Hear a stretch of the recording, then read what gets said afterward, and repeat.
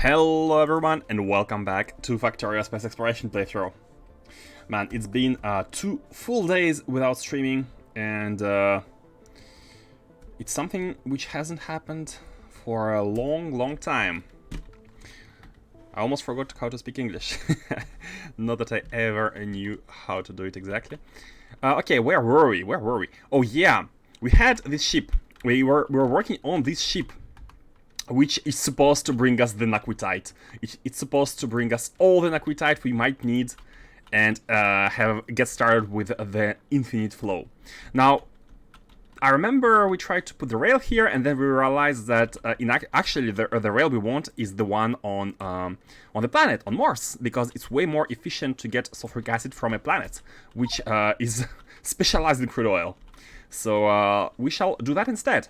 So let's have this train here, and let's have this station renamed to sulfuric acid something. What should this something be? Sulfuric something storage, I guess, because it's at the same time requester and provider, so it's a storage, it's a buffer. I mean, no, it's gonna be very confusing when we start working on spaceships. Not even a spaceship. Hey, Kalia32, how are you doing? How are you doing today? I'm searching for a name, a good name, because if we just call it sulfuric acid storage, right? We have a lot of stuff like this already. We have this. We don't have sulfuric acid yet, but it's not appropriate. What should be? What's the name of the ship, by the way? The shoveler. Yeah, it doesn't have a name yet. Let's temporarily, until someone redeems, let's temporarily call it Naquium. Naq Hauler. Whatever. And, oops, not this. The Naq Hauler. That's not a very lyrical name, but it's efficient. Should be either. Can't be anything else. So sulfuric acid for Naq Hauler.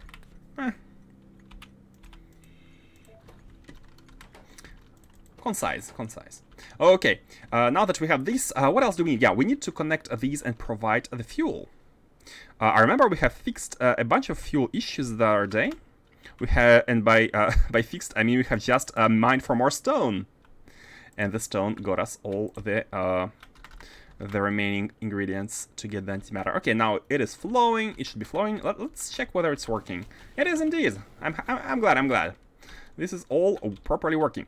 So we need to get it here as well. Let's start filling in the Naquium ship first, because this is the one we want to be. I think there's exactly the amount of space. Yeah, not more, not less. The exact amount of space. So then this is here, and we need water. Let's have the water going as well. Okay, the water is here. And finally, we can pre-fill whatever is necessary. Where is the water pump? Here it is. Oh man, it's hard to go to the left. It has to go to the right. Oh, we can't really come from the left-hand side. We have this this beacon in the way. Oh, that's a little bit annoying. Although it doesn't really matter. We can take from here. It's not exactly a too big of an issue to steal from here. Although. Come on, you can do it. You know what? Let's actually lift up and go a little bit lower.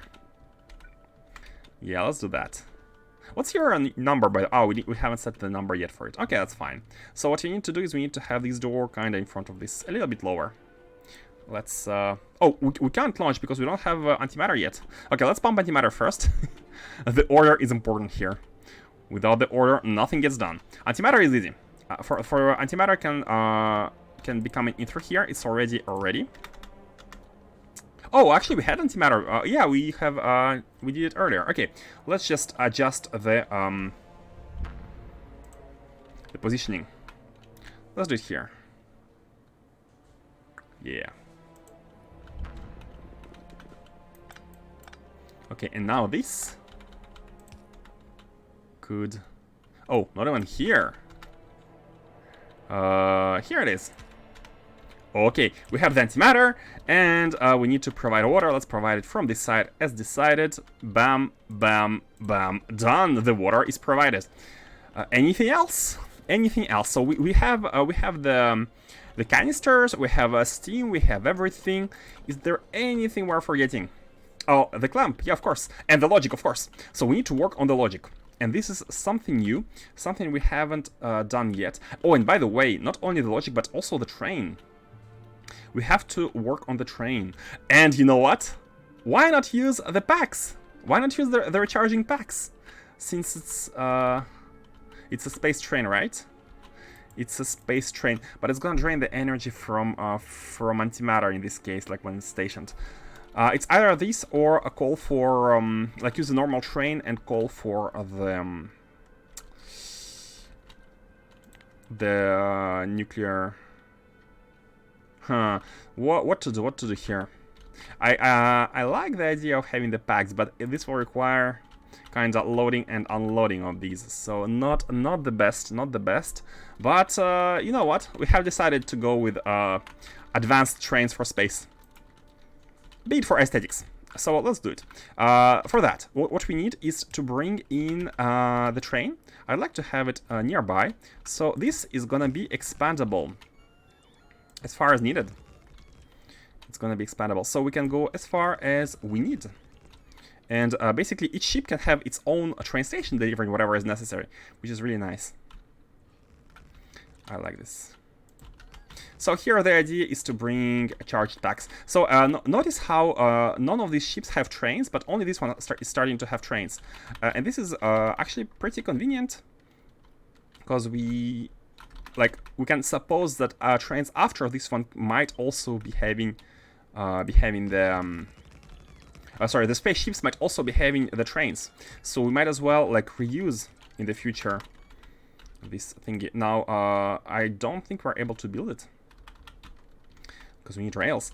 And yeah, let's bring some chargers. Do you think? Yeah, we don't need to have the charging anywhere else except for here. We don't need it. We don't need it. Yeah, it's a good place. Because now this orbit has lots of energy. It's perfect. So what we need is a bunch of battery chargers. For those who are not familiar, we are using the mod called SC trains, SC space trains, space SC trains, something like this.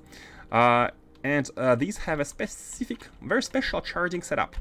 The charging setup, we're using these battery pack charging. We unload battery packs, we charge them, and we put them back in. So what we want is to ultimately have this kind of setup, but we need to deliver the charges. We need to deliver these. Hey, Kvatch, welcome back. It's been a while, guys. I was craving for Factorio, but IRL, man, IRL is the wall to progression. How's your what is it? It's Monday. Oh no, it's Monday. I almost forgot to register that it's Monday. Didn't want to keep that in mind. We need to get the charging packs, yeah. And they are all produced right here. Charging stations. And then call a train for the packs. So the charging stations are produced here. Oh, maybe at the mall, actually. Yeah, you know what? An easier solution. Get them like this. Logistics, probably, yeah. Trains. No, they're not here. Oh, where are the charging packs? Come on. Must be near this. Okay, they're right here. Let's have 10. Oh, let's have more, because we might need some of them at Naquium. Because after we finish this spaceship, we are leaving immediately for Naquium. We are leaving to establish the route. The Silk Road. Naquium Silk Road. So we have everything here. The rails are taken. Let's get the train itself. And we are ready. So one of you. And the liquid wagon. So I think it was 4. Yeah, we could afford 4 of these. Like this. Man, so many things. Like it's the first time for me to having trains into spaceships. And I'm really excited how we're gonna do the logic to automate the... What could be the best way to do the logic here? Oh, wrong button. Oh, I forgot to rename logistics. That's fine. Okay, so the idea is that we need to be delivering. We need to be delivering something like this. This is a special station which is gonna be charging and uncharging, calling for these charged packs and collecting the destroyed ones. So what we need to do is we need to handle the inputs and outputs for these. Let me also take it with the train rail, but without all these, basically. Because we are not making a stacker. This is just for the stacker. We are gonna be having something special, is a simple delivery. A simple delivery. Why not here? Yeah, why not here? Here, maybe. Just to have some space. Okay, and just like this. Oh, I forgot to check tiles. Oh my god. You know what? Maybe it's not the best idea, but at least. Oh, even more. Okay, something like this. Yeah. And that's it. And now a train... Oh, I didn't even copy the train station name. Like, the most important is the train station name. It's hard to remember. So this into this. Oh, exiting end mode removes the clipboard. Okay, it's what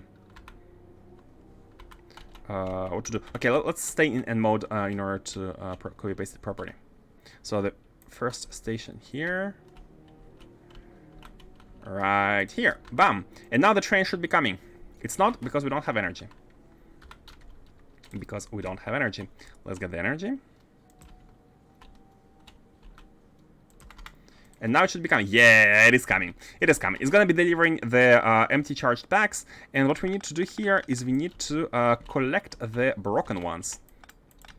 And now let's remove all this land. The unnecessary landfill. We are within the network. Okay, it's here. It is delivering the charged packs in only one of these, because the second one is going to be in charge of unloading. It's a non-symmetrical train. I don't usually go for these, but here it's a bit special. Oh yeah, okay, it should be fine. It should be fine. So this is going to be the one which is going to be receiving them. Now, one thing to note is it's exactly 1-to-1. One of these breaks and transforms into a destroyed one. So it's pretty... There is no need to like balance anything out. Let's just go top. Let's go top. And here we can make a lane. We can make a lane from which we can draw. These. That's fine. We can have a lane here for charged ones and a lane here for the destroyed ones. And if in the future any other ship in this station needs them, we can do exactly the same. Now, what we need to do here is the charging, and charging could be done. It could be done here at the ship, or we can make the ship exit. We can have the ship come here and have the charging done here, which is actually pretty nice. You know what? I have removed the rails, but have the train exit, charge, do the charging, and then come back. Isn't it cool? Isn't it cool? We can make a blueprint for charging right behind the ship. Because the difference is if we charge it here. Well, no, I guess we still have the energy, because these consume energy when charging, right? So. Oh, that's actually better, because if you do it like this, then the packs don't have to stay inside the ship. No, I think that's better. That is better. Now, unfortunately, this is a little bit... Can you go around? No, that's madness. Madness? How can we do it? I mean, we could always move these towards the top, or we can move the ship once again. We can move, but even if we move the ship, this is kind of going on the lane of the antimatter, which I don't really like. I mean, we could make it a little bit further. Yeah, we could make it further. Okay, let's go back and move the ship upwards, just to have space. Okay, let's just put it a little bit higher. So this small concave should not be in front of this, but a bit higher. Okay. Anchor. The concave we're talking about is this one, and that's perfect. That's actually perfect. So the train is exiting through here. Now we still need a little bit more. One more. Okay, something like this. Okay, now it should be good. Yeah. How about 2? Oh, 2 is perfect. 2 is perfect. And here...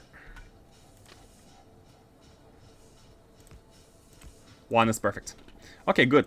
And we can have a station here for charging the train, which can be... maybe let's not go that close to the bottom. Let's exit a bit higher so we have a space to work with. And we can have a standardized station which can be the same for all the future ships. All the future ships. Okay. By the way, guys, who has started playing on 0.6? Who has started? Who is brave enough to deal with the initial post-release version? I mean, it must not be that bad, I guess. Like, I mean, but it's probably very good and quite stable because it wasn't beta. But who is actually giving it a go right away?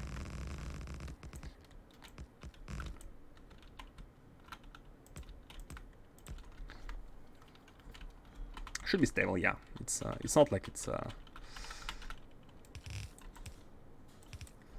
My most, I think the biggest problem where it could be less than stable is when talking about compatibility, say Factorio. So of course I know that they have worked together and the Factorio has updated and stuff, but it's still kind of, you know, I think it needs some time to mature, to be mature. Now, how should you do the charging station? You know what? I like the way it's done on the stackers. I like the way it's done here. I like the way it's done here, and this is actually scalable, so we can go as far as we need to. So let's copy that.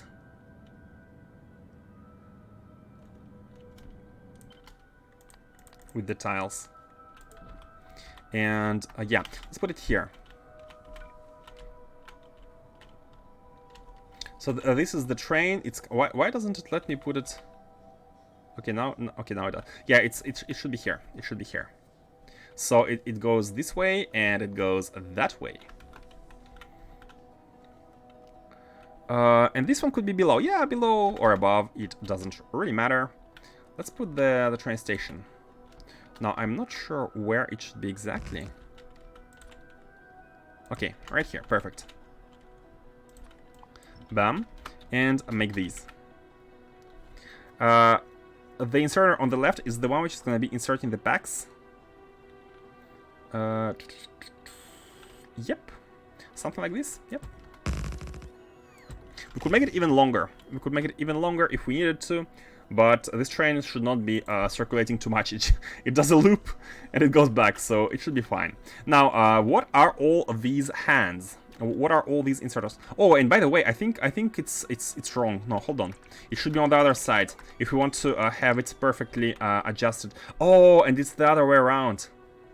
And flipping won't work because we rely on the... how should we do it? Something like this with the...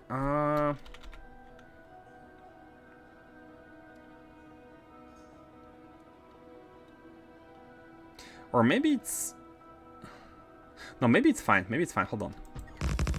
I think, you know, it should be fine. It should be fine because the input is here. Here are the charged packs, the fresh ones. They are coming here, and they're inserted into the train. And the uncharged ones are coming in here, and they are handled here, and they are kind of put into the charging machines.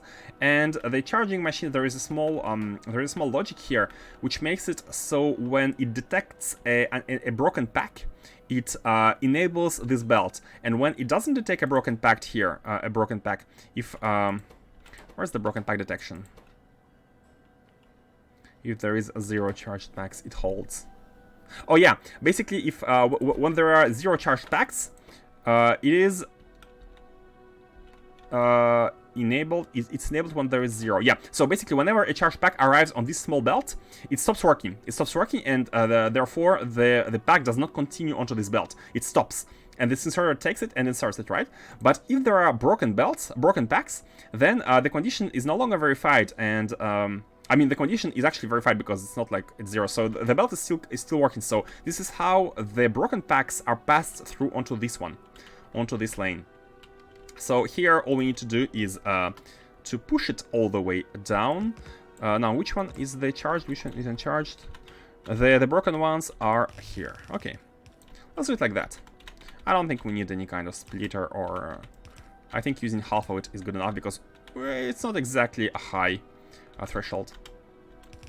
And here, I mean, we don't need an underground right here, and we will need a splitter here in order to take it.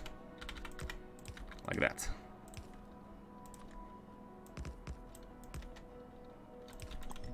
Yeah. Like this! And now we have the charging setup. And you are gonna be...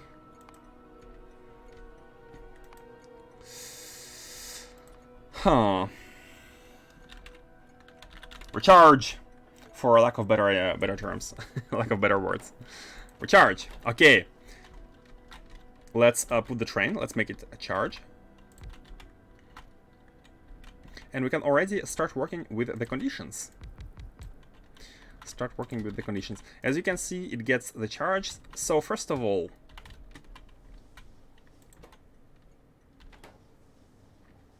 we need to think carefully about the logic. I mean, I think for now we cannot have the logic because we don't have all the settings, and the logic is going to depend on where this ship is going.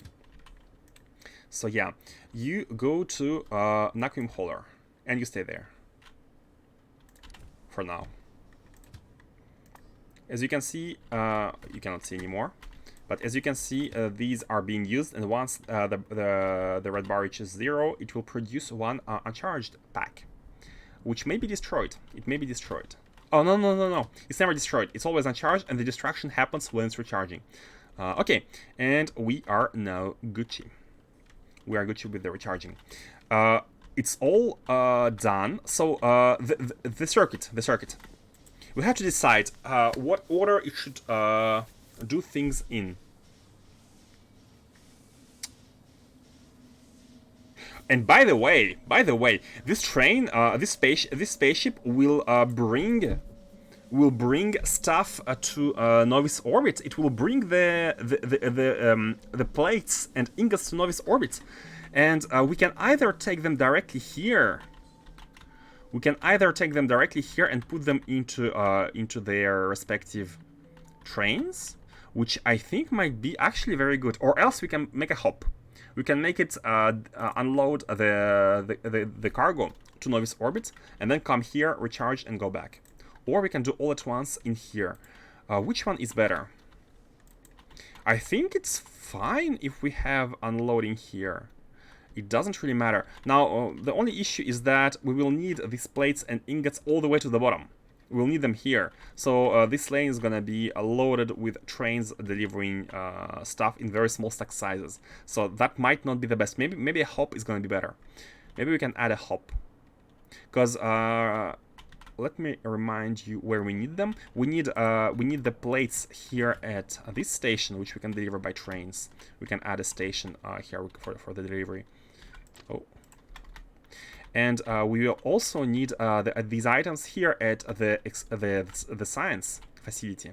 Right now we are shooting them using rockets, but if we start delivering them by trains, so maybe the best thing to do would be to have the spaceship maybe somewhere here. Yeah, maybe have it have some kind of station here, just for the train stations to load the stuff. So the Naquium circulation is gonna be kinda mostly limited to this. Of course, there can be outgoing trains for some factories which need aquitite, but it's gonna mostly be concentrated in this area, which should not bother other trains. And it's fine, like lifting off from Novice orbit is nothing crazy. It doesn't take much fuel, so I think we can afford these kind of jumps. Now we could also make a recharging station over there, but we already made it here. And you know, for the recharging we will need Naquium, and we will need cooling, and it's which is less bothering. I feel like one jump is the less bothering of the solutions, right? Let me know if you disagree. Let me know if you have a better idea. But right now, this is how I'm thinking this spaceship will be doing its work. It's gonna go to the asteroid field. It's gonna get the Naquium. It's gonna go to Morse, our oil moon. It's gonna unload the ores, and it's gonna wait until it loads with plates and ingots at the same time. And once it's done, it's gonna come to Novice orbit. So here, as discussed, it's gonna unload everything, like all the products, and then it's gonna warp here for the recharging in antimatter, in batteries, and everything else. Sounds good? Now, some automation is in order here. First of all, the outputs. Now, the outputs should be kind of special. Where we are at depends on what outputs. Depends on what we are outputting. If we are on Morse, we should be outputting ores, and if we are here on Novice orbit, it must be the output of the products. So let's actually make a clamp first, and we're gonna be reading the clamp. We are gonna be reading the clamp. No, first of all, we need 2 of these. Put a clamp right here, and let's have a number for it. Which number can we use?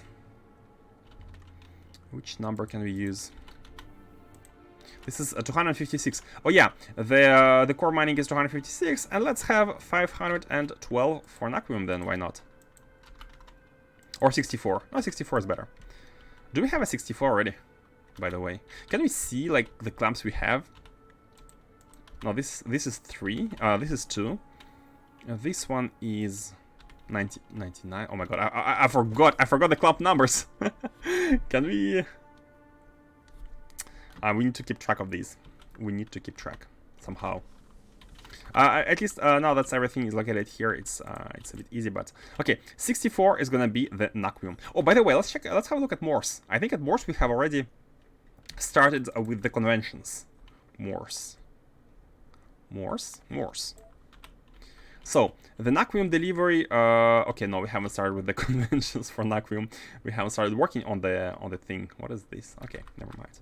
Let's go with 64. I like 64. So 64 is going to be for the Naquium. We have it here, and we can have some logic now. We can have some logic going. Well, first of all, we will need to have our console outputting. Let's have output on the green wire here in the middle, and we will need to have conditions for our filters. So first of all, can we reach these? Oh, we can't. Unfortunate. What can we do? I mean, we can go through one of these, and yeah, let's jump through one of these. It doesn't really matter. And just set it to none. Don't use wires. And then we can have this here, and these are all gonna be checking the planet we are on, and decide depending on that. So we need to read A. I remember that A is the current planet. This is the destination, the orbit. So let's read A. So if A is equal to 222, it means we are on Novice orbit. Then we are gonna be outputting one of the products. So we need the plates, and we need the ingots. Now we're going to be taking these wires and connecting these mini loaders with them, and say set filters. And as you can see now, oh my god. As you can see now, the mini loaders output these because we are on Novice orbit. Now, when we are on Morse, what's the Morse number? 1149. If A is equal to 1149, we shall be outputting Naquium ore. Because we're going to be using the same chests. It's going to be either one or another. Okay, good. I'm wondering, when we lift off, what are we outputting? We need to be careful about not having items here on this belt, because it's gonna mess with everything. But I think lifting off actually takes a bit of time, because every time we lift off, there is a scan of the integrity, right, going, and it takes maybe a second. And during this second, it might be enough. It may be enough time to have the last item being outputted. So if we set the condition to always lift when completely empty, then these should be able to put every single item during this scanning time, right? Okay, let's go to the asteroid field. Let's go and fix it. Oh no, we need to go to Morse and load on. Oh yeah, so Morse station is gonna get us loaded with sulfuric acid. This is gonna be the goal. It's gonna be the goal at Morse. So let's go to Morse first. Let's assume we are delivering the items. We are delivering the items. Morse. Okay. Unknown. Yeah, it's the first time we're lifting off, by the way. We don't even have the speed, by the way. Let's set the maximum speed at 9999 as always. And let's go to Morse. Are we ready? I'm hoping we are. I'm hoping we are. We should be ready. Let's go. If not, we can just get rescued. So the stress here is almost at 2000, which is fine. I'm hoping these are going to be able to shoot everything. And you know what? Let's add a bit more, a bit more of the cannons, of the turrets, because I'm starting to get a little bit worried.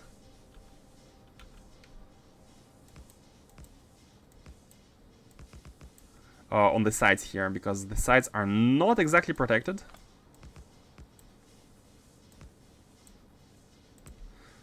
Yeah, whatever. A little bit more protection, and make sure that all the shields are enabled. And let's go. Now the voyage towards Morse is not the worst one, because this one is. Okay, we need to engage manually, right? Because I've set the speeds here, but... And what we also need is a container here with a wire, which is gonna be setting its own clamp. 64. We're always gonna be anchoring using the clamp 64, like this. Okay, good. And let's anchor. So. Now we have to decide where we should be building the factory. And yeah, why not somewhere here? Somewhere below the... We can easily bring in the sulfuric acid. Oh, by the way, distribution of the sulfuric acid. Oh, we might be wanting to have a warping platform with the sulfuric acid, the same way we did it for the crude oil or a light oil. We might be wanting a platform for the sulfuric acid. This way it's gonna allow us to have a landing, like to have Naquium processing anywhere on this planet, literally anywhere. It can be right here, and we can be having sulfuric acid platform warping and delivering stuff. Okay, let's choose. Let's choose. What?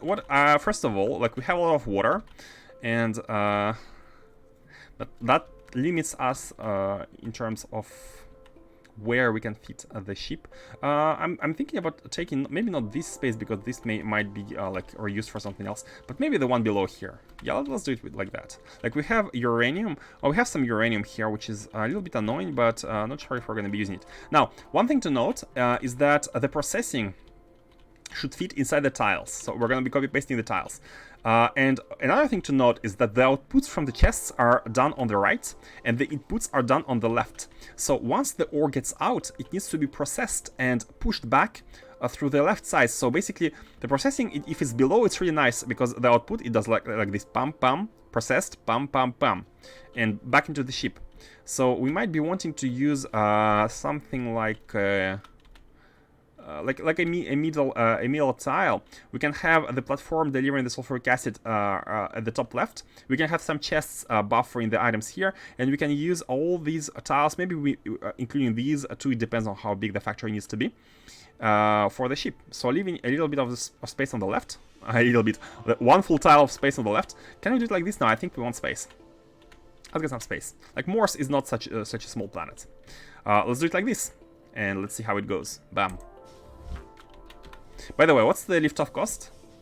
375, that's nothing, like we have a lot. That is nothing. We have a lot of fuel. Please get out, the shield, thank you. Okay. Now, can these tracks go here? Yeah, they can. Oh, I should have taken more of these. I mean, we can always get there. But, should we use these, or can we use the basic ones? Is it possible to combine them with the basic ones? I'm not sure. Is it okay? Let's check. Let's check if it's okay. It's a little bit weird, but I'm kind of used to seeing these basic tracks on the ground. Disable automatic. Yeah, no, it's fine. It's working. This is fine. Okay. No problem. So the... Oh, you know what? Maybe we don't even need the train to get out. Yeah, because all we... Oh, wait a second. We want to be fueling it, so we need space here. We need space. We need space. We will need some pumps.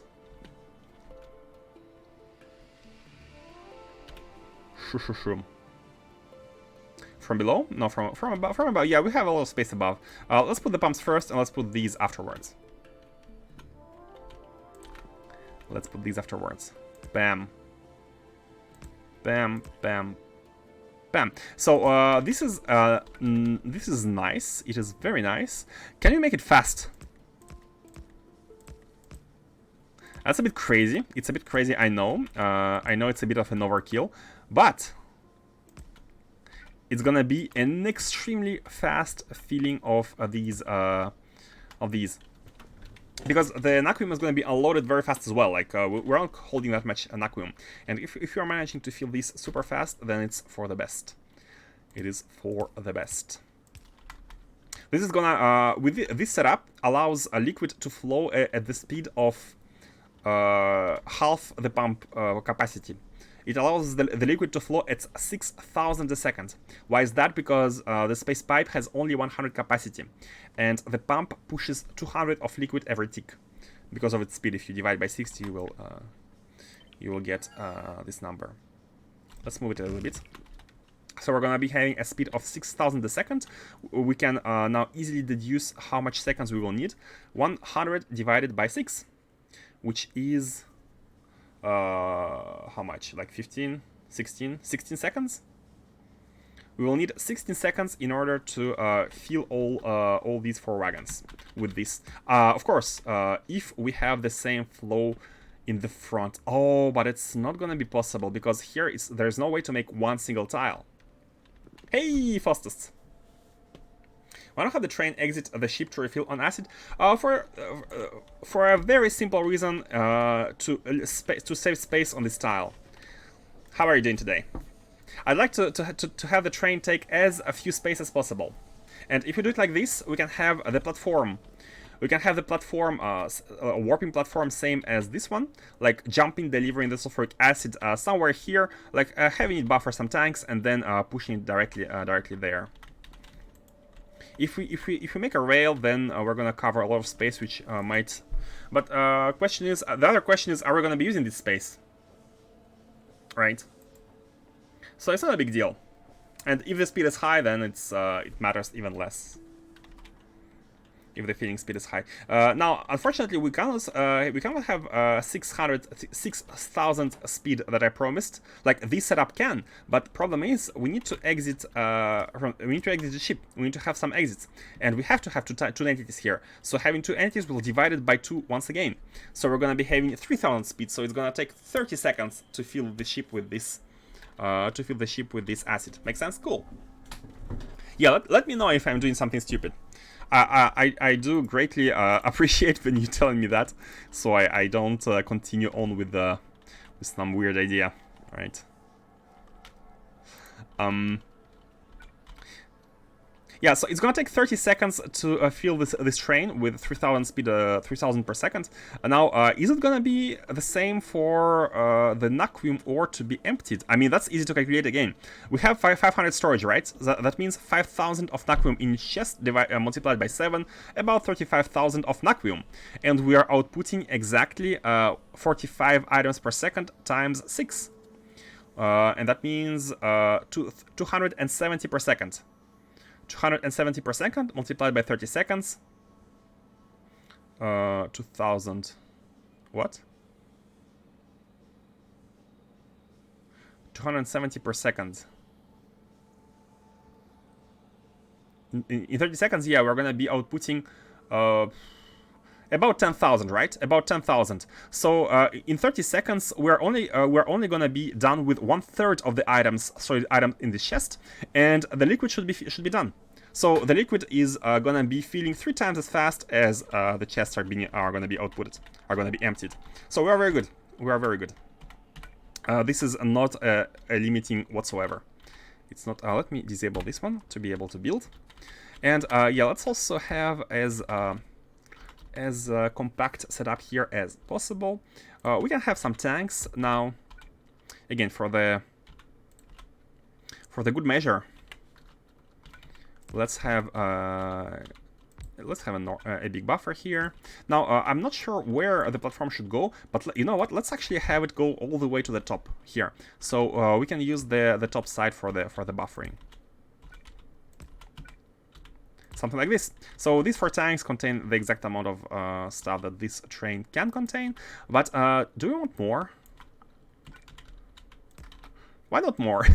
I imagine 2 ships, like if you multiply the amount of ships delivering Naquium, 2 ships might come fast. So the more buffer we have, the better.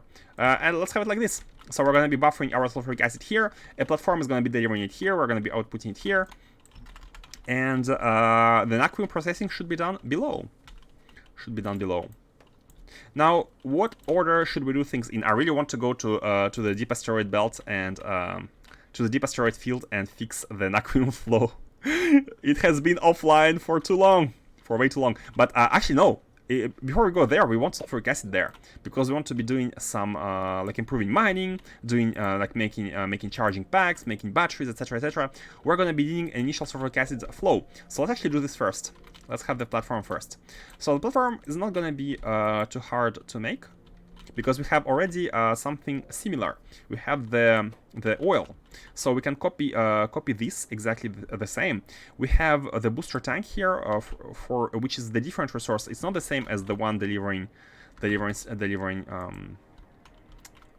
rocket fuel. Is a secondary resource. So this one is the closest to what we need. Okay, let's copy all of this, but I'm a bit worried that the ship is gonna fly immediately. Oh no, it can't fly because first of all it doesn't have fuel, and second of all we need to do a manual launch before it can be automated, which is all very good for us. Super good. Okay, what we need is have sulfuric acid somewhere in a big pipe, in a big duct, and have a station for the ship to get loaded. So this is the station which is gonna be... Oh, this is a location for warping platforms delivering rocket fuel, right? So this is rocket fuel, and yeah, and the capsules. So let's have where should we put the sulfuric acid one? Somewhere in a non-blocking location. Let's use this square because this square is part of this of the build, but this square is unused. This square might be used, I'm not sure, but let's remove this. We can use this one at least. This square is perfectly unused.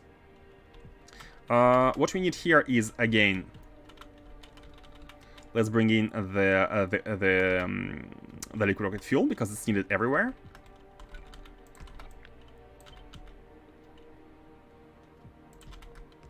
Something like this, and we can have the same thing as here.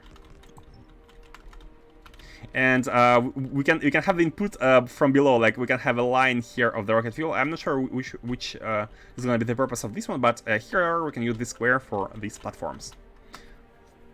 Now, of course, you might think like the sulfuric acid is going to be very close to this one, but don't forget. But what I want to do is to have this, copy it, and be able to put it anywhere on the planet, and it should work. Because we want to be, in the end, want to be covering all this planet in industrial blocks like this, and warping platforms are gonna facilitate just that, right? So let's have the platform. Let's have it copied, and this is gonna be our sulfuric acid delivery. So now, unfortunately, this is the this is now an output platform.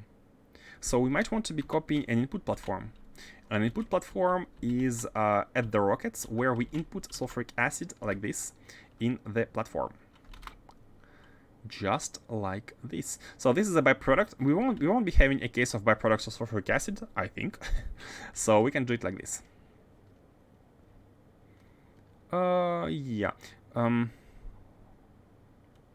Wait a second. Oh, that's fine.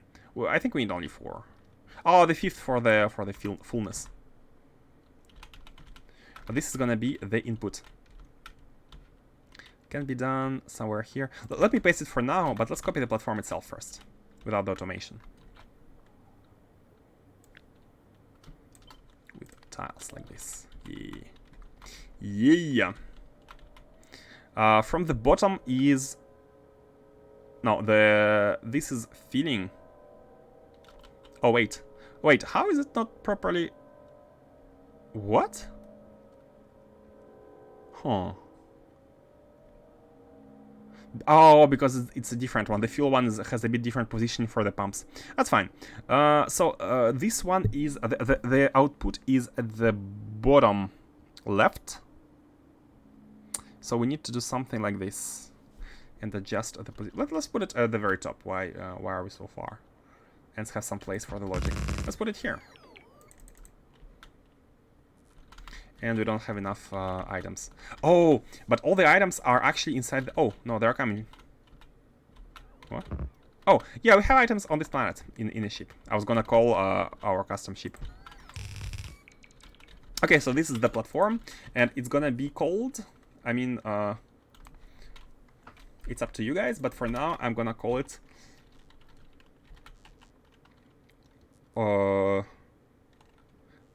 yeah, sulfuric acid.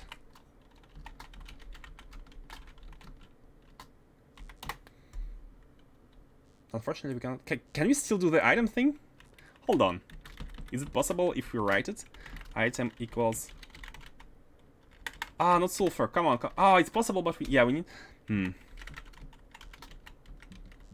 Wait.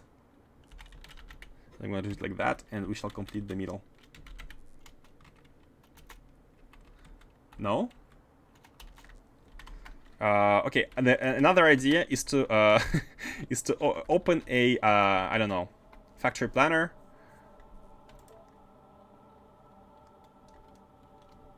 and have the item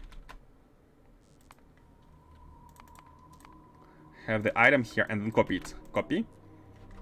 I didn't have to submit, and paste. Easy does it. Okay, like this.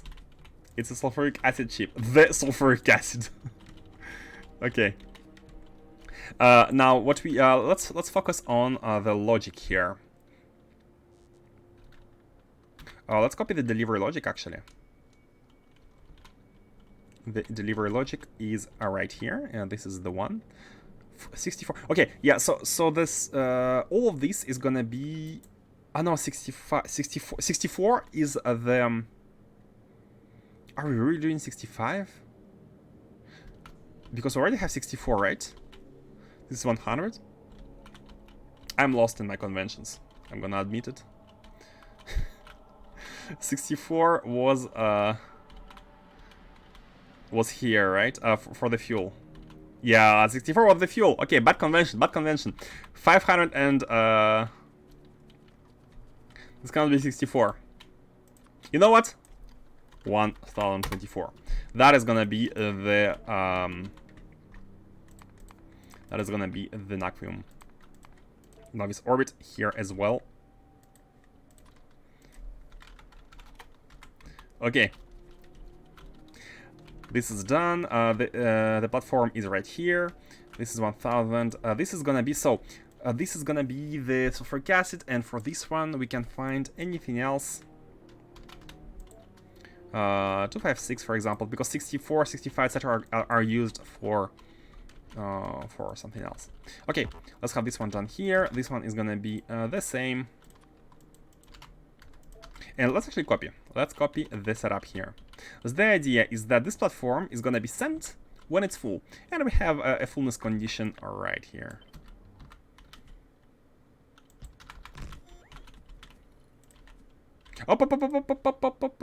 Launch is okay. Cool. Launch is disabled. Yeah. Don't.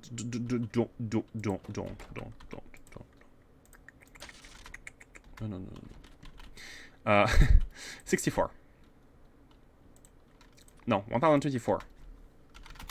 And we need one more of these. Nixie tubes. Nixie tubes.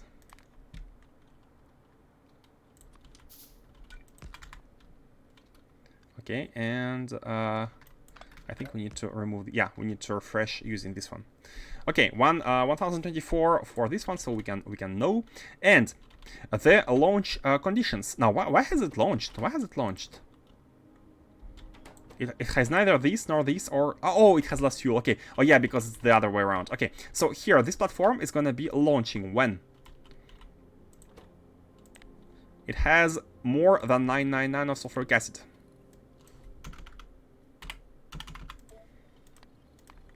If it's above, then put a blue signal. We don't need these. Oh, so only when it... Oh, no, we need fuel as well. When it has both the sulfuric acid and the fuel. So the fuel is... What's the fuel size? 100k. Okay, 100k. So again, fuel is above 999. Wait. You output one blue signal. And when above or equal to... let's have equal. Then... Bam. Bam. I'd like it to be green. Or is it possible for it to be green? Oh, and this platform is disabled when? It's never disabled. This platform should never be disabled. We don't want it to be disabled. Yeah, this is a sulfuric acid input platform. It's always enabled. Or it can only be enabled when we have enough buffer. We should be having, like, we should be producing sulfuric acid. Or wherever it is. Okay, it is here. The input one, the input pipe is this one. We can have an input coming from like above. Are we too close?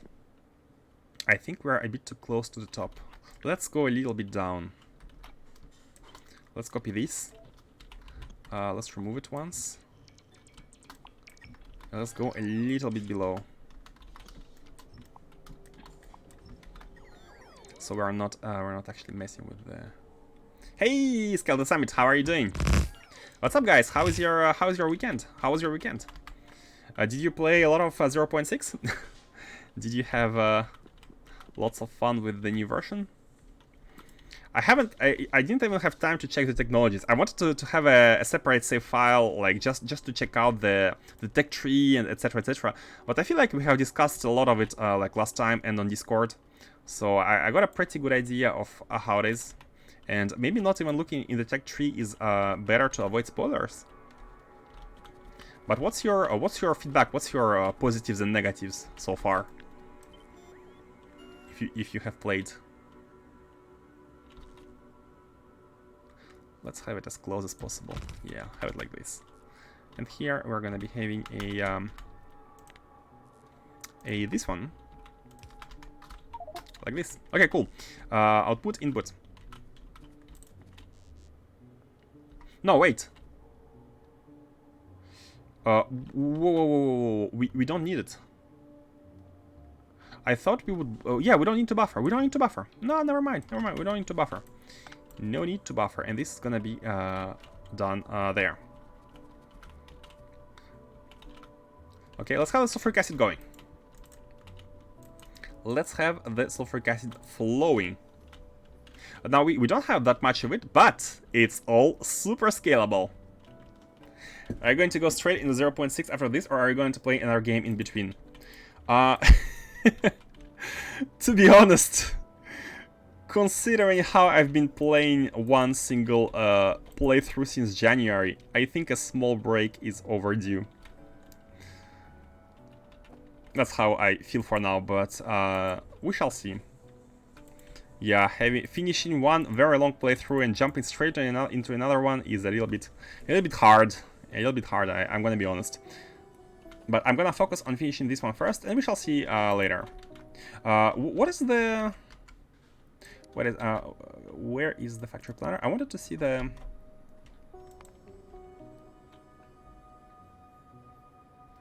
items per minute. So if 10 machines accept 162k, we have a build with 4 machines. 4 machines accept how many? About 80k, about 70k, right? Yeah. So we kind of need a separate output pump. We kind of need a separate output pump for these. So this is unused, and we have this one which is unused. So what we can do is we can have yet an... Oh, how much do they produce? Oh, 167. Oh, they actually produce more than what we can handle here. More than what we can handle in this... I'm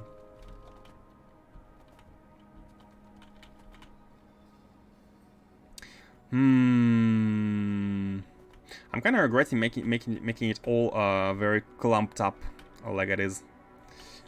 Let me move everything. Oh, but we have chests. It's hard to grab it because we won't be having the... Okay, let me move it smartly. We're gonna cut this and move it all to tiles.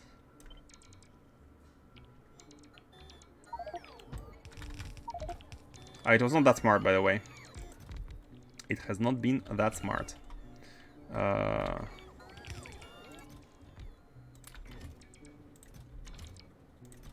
It has not been very smart. Okay, that's fine. Now what I wanted to do is move these to tiles, to tiles, to tiles, to tiles, to tiles, to tiles, to tiles. Grab that onto the ground, and then finally move these. So yeah, the smarter way would be to just do this to tiles, and then move these chests.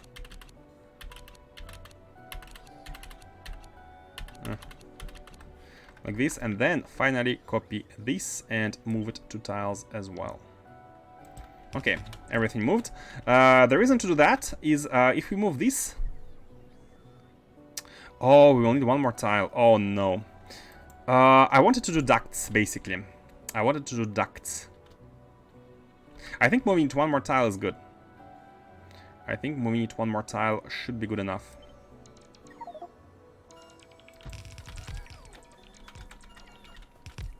Now where are... Oh yeah, the sulfuric acid. And here the beacon should be moved as well. And these. I want to put the sulfuric acid here inside ducts. Because if we do that, then we're going to be able to have as many of these as needed tiled. Because right now we are limited by with the number of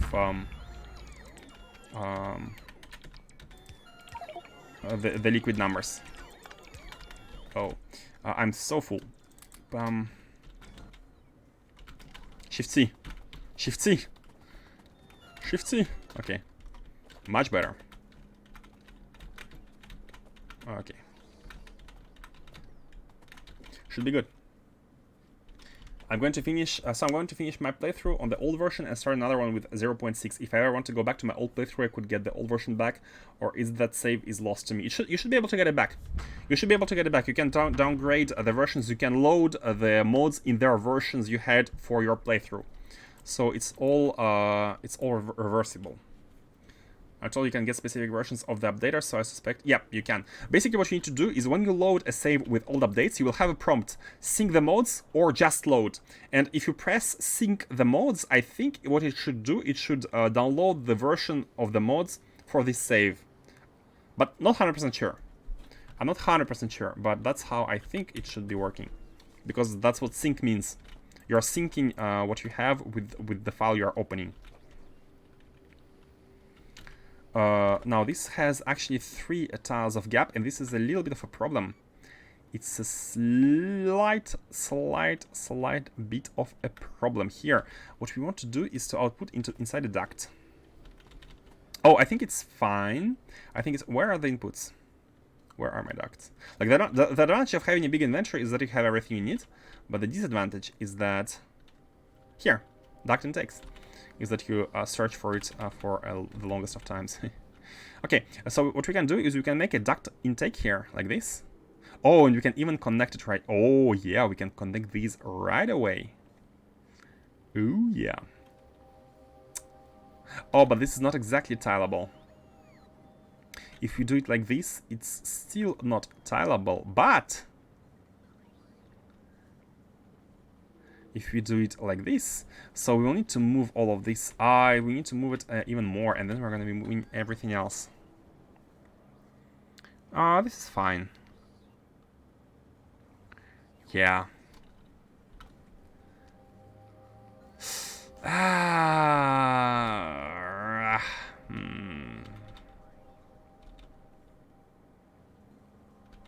You know what? Let's just... 1, 2, 3. Only 3. We need more lanes. We need more lanes. Yeah, we need one more lane. We need one more lane. Whatever happens, we need one more lane. So let's move everything one tile, even more. Even more. Let's get the landfill. So disable logistic bots. Have everything here. Let's get just the flight fuel. I saw when I was looking in the updater, you can still get the original version, so I should be able to revert the... Yeah, I should be able to, yeah. Normally. You can even download the full game as a standalone installer from Factorio, make a custom locked-in-time Factorio mod set to play with that save. Oh, yeah, that's really cool. You can do that. True, true, true. Basically, have a version which is never updated. As it's a nice... it's a nice wing to the old times. Very few games today allow you to play an old version without feeling too much. And I do appreciate that. I wanted to put another chest here.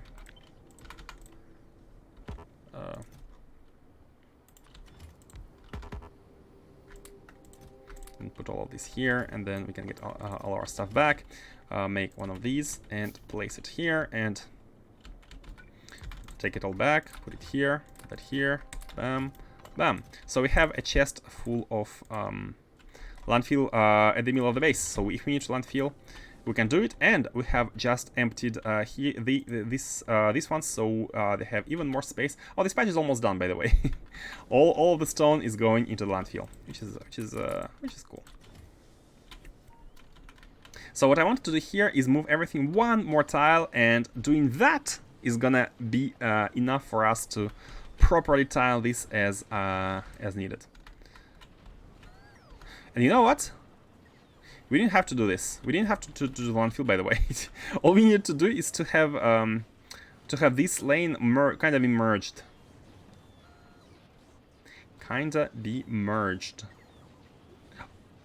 Which is possible. Yeah, it is possible. It is possible. So we can just do this, then do this.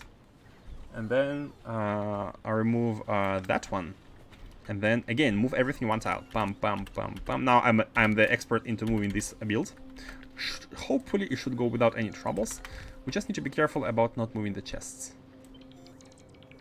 Bam.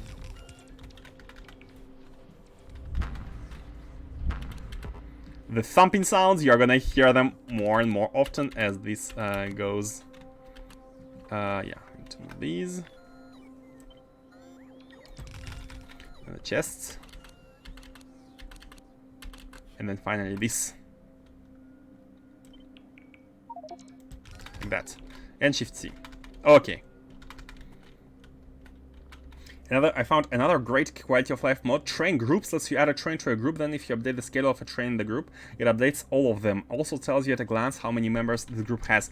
That is super convenient. That is something I was thinking, like, not the mod, but I was thinking about how cool it would be to be able to update all the trains at once.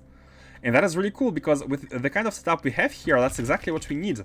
Like, we have trains spread into groups. That's exactly it. Man, it's a really nice mod. It's a really nice mod. Not cheaty, and very quality of life. So, the idea here is that we have a... it's still a little bit weird, but what we can do here is we can have an intake, which can be here, and this intake should be feeding into a T-junction, which has two pumps, which we don't have anymore. It's fine, we have them in the mall. This one and that one, and then these. One thing with Factorio I must give them props for is they're super supportive for their modding community. Oh yeah. Okay, and here we go. It's tileable sulfuric acid build. Because, wait a second, wait a second. Oh no. Oh no, oh no. Okay, that's fine. One way to do it would be rotating these. Or another way to do it would be moving everything one tile below. Oh, you know what? I think this is very nice. Bam. Bam. Bam. Let's put these. Now, sulfuric acid, unfortunately, we have a ton of it. Okay. They've been great devs, yeah. Mod train control signals. Configure train similar to how logistics requests work with requests, provider, storage, and buffer chests. Oh, yeah. Wait. The mod by Clonon, right? The Clonon wrote it. It also adds refueling stations, if I remember correctly. I have looked into that during this playthrough. They're very early on, the kind of vanilla ++ feel. I have looked into that, indeed. That was the idea, but now I'm worried about how it should be implemented, because we need to use all 4 of these. And now these could be rotated. But then, if these could be rotated, then we might as well rotate these. And then we need to update the water, which is fine. The water is updatable.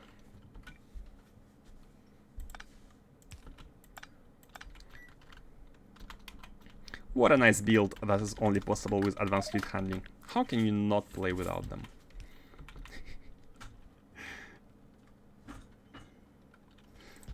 This and this. Okay, cool. And like that, we'll have the water into all of these, and at the same time, we can output these into the middle. Oh, no, doesn't work. I've been upgrading my trains from vanilla to train control signals. How is the? Tell me your feedback about this mod, because oh, what? What? Oh, there's some water here for some reason. I thought that it's cool, but it didn't feel very powerful. But of course, I cannot know how powerful it is without trying, right? Where is it? Where's the pipe? Okay, like this, and then all we want is to connect these.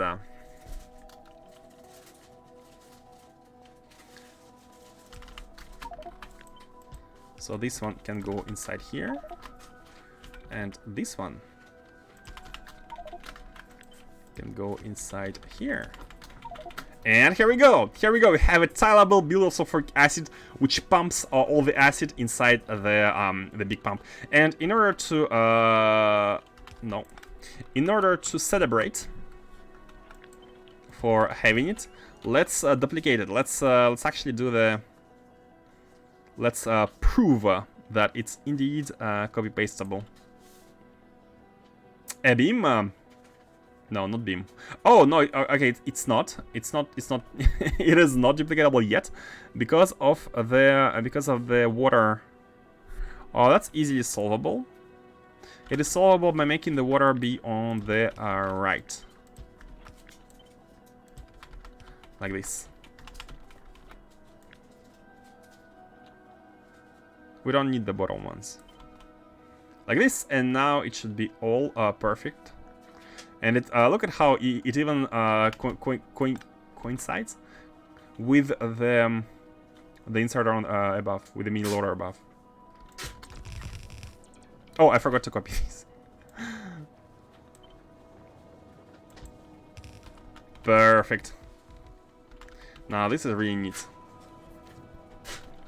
This is really, really neat.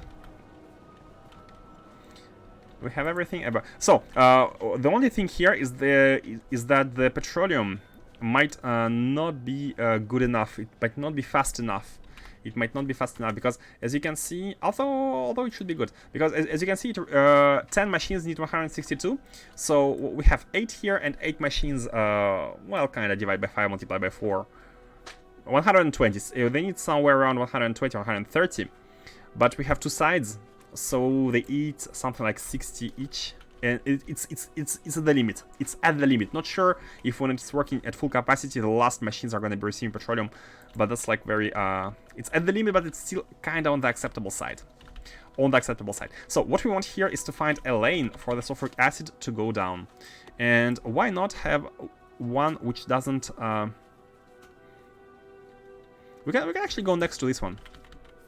Wait, before that, bam bam, again use this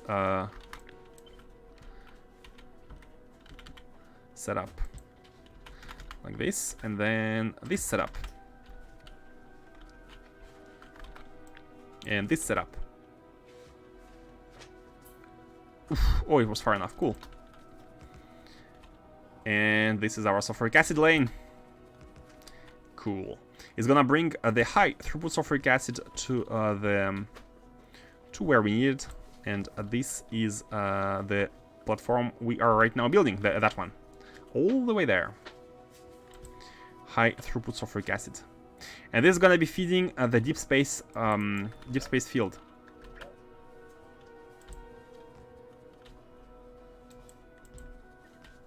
Right here. How should we do it here? How should we do the output? How should we scale the stations? I think we should go bottom. Yeah, let's have something like that. And let's go bottom. We can have both fuel and this one. Now the idea is to have we can have 6 platforms aligned like this in the column. In the future, for now we only need 1, but in the future we can have 6. And we need to have then they're a bit too close, right? They are a little bit too close. Nah, that's fine. If we make one here, 1, 2, 3. It's fine. It's fine.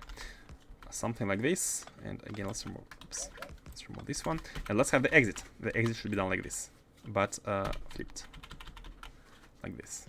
Bam. Yeah. Like this. Oh yeah. So we have 2 exits. Oh, no, wait a second. Not these, but directly the exhausts. Bam. So we have 6 outlets from here and 6 outlets from here. We can connect each one of these spaceships with one of these. Hey, Revan. How are you doing? Have you played RimWorld, Scientist? Oh, yes, I did. I played RimWorld for like 100 hours, maybe 200 hours. But to be honest, I'm not a huge fan of the ambience. I don't really like the feel of Texas Rangers in space.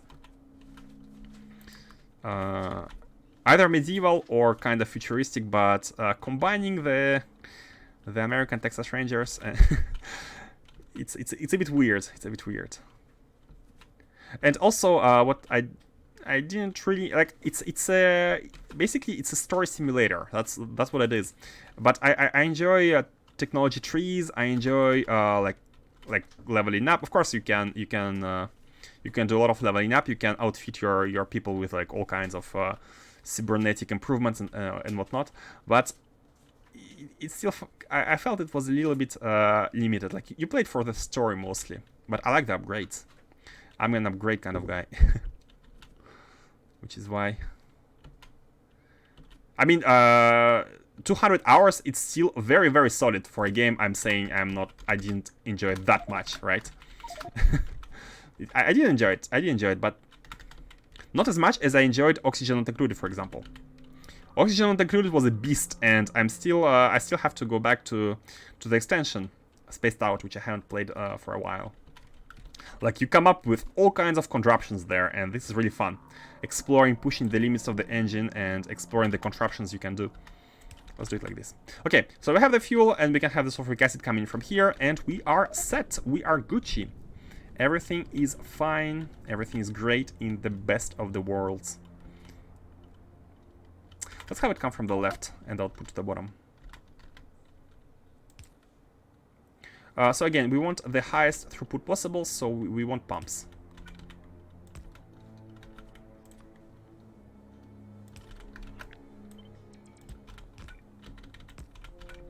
Like this. Oh yeah.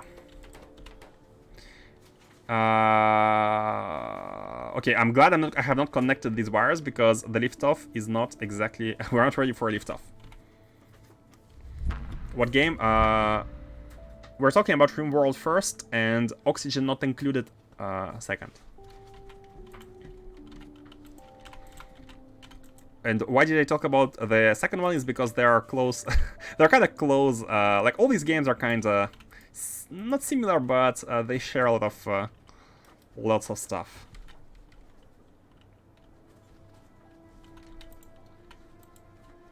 Are we good here? Oh, yeah, so the internal logic. So these are the output signals for clamps, and of course, yeah, okay. So when we have more than 80k of the sulfuric acid, what we want to do is to go to the clamp. So this is 124, and we want basically 125.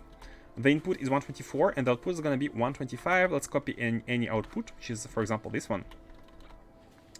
Let's copy any output. Without the tanks.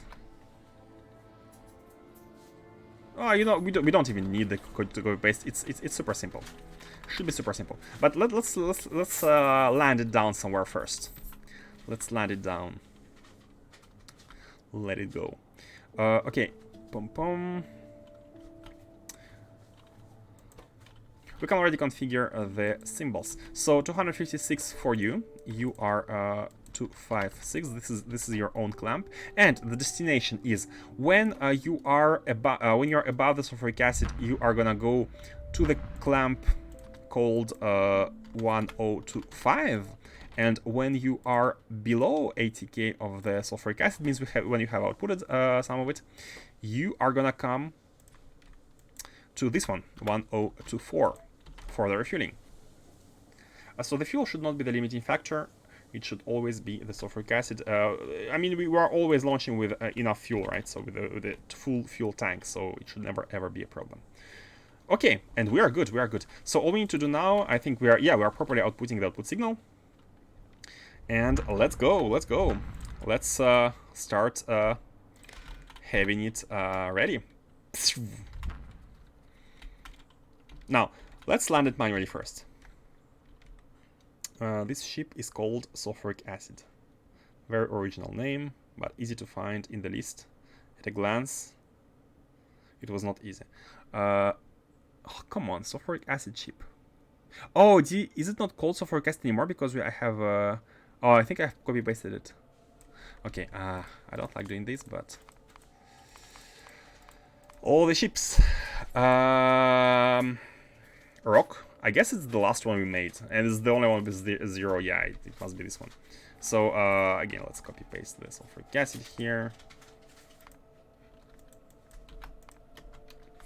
Go here and rename a rock.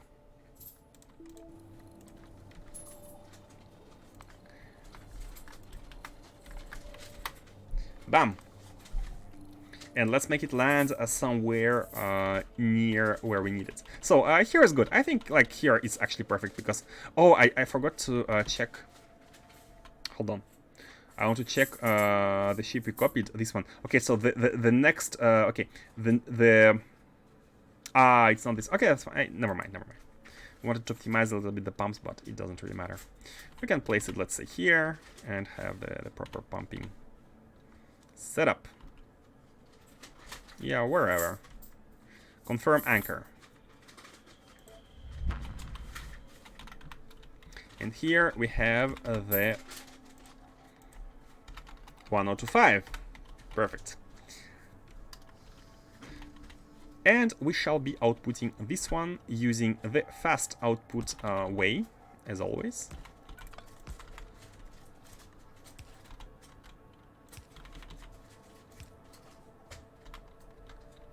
And here we go. We are properly filling in. So it should be 3000 a second. 1, 2, 3. Yeah, it is 3000 a second. Kinda. One thing boring me about the space elevator is that it won't have a huge amount of throughput. If the pictures in the update notes are correct, it only looks like it has 2 train lines into and out of it. But can you make several? That's the question. Can you make several per planet? And guys, what does it cost as an upkeep? The biggest mystery for me right now is that they said it would cost something. Is it just energy, or does it cost resources for the upkeep? What does it cost? I don't think it's a spoiler, just figuring out how it works. Like, we have spoiled ourselves too much already. So on this planet, again, what we need to do, we need to wait until we have less than a certain amount of rocket fuel. 2 train tracks can be a lot. True, it can be a lot. Also, it depends on how fast a train passes through, right? If it's a train after train after train after train, then it's actually not that bad. It's like having a single straight rail, or like a station. It costs material too. You build cable packs to maintain it. Ah, this is okay. This is the maintenance cost. You need to cost. It costs material. Okay. Sure, I guess you need to be clever about it. Can you build several? Can you confirm? How do you confirm?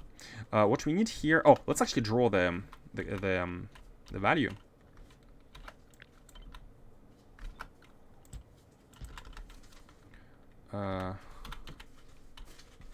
Let's draw the value.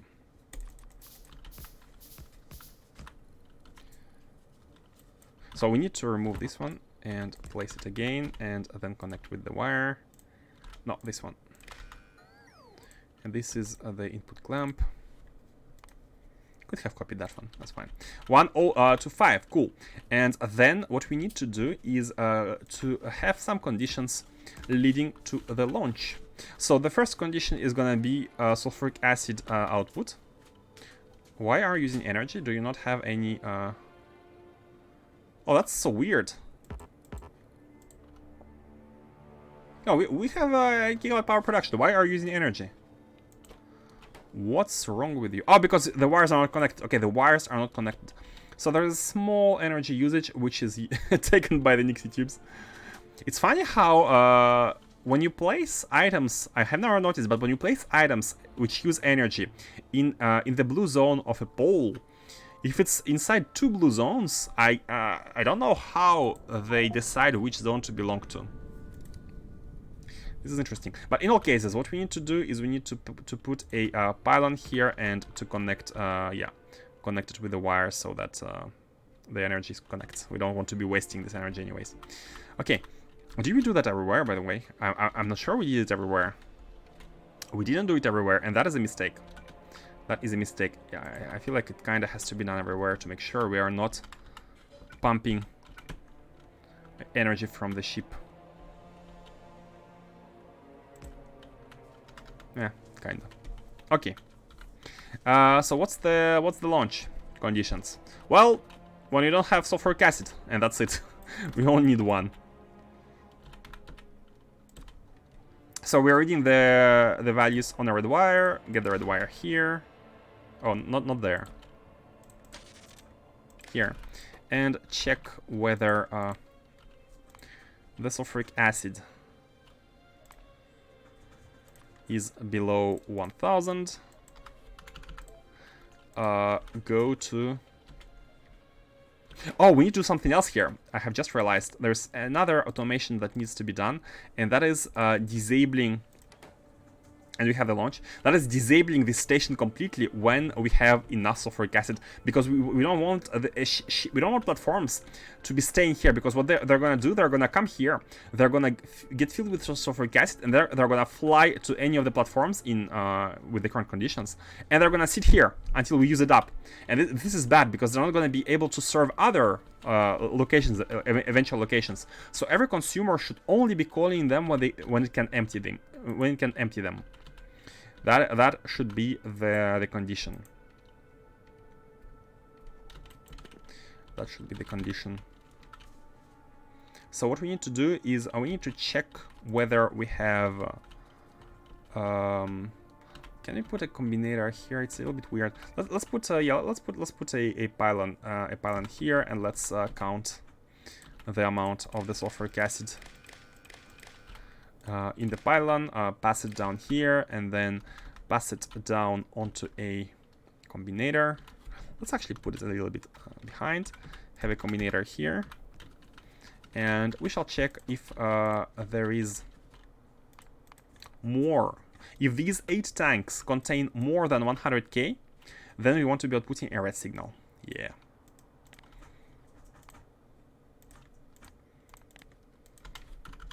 Because that would mean if we have more than 100k, that would mean that we cannot empty 4 of these immediately. This platform will have to wait until it's emptied, and that is not optimal.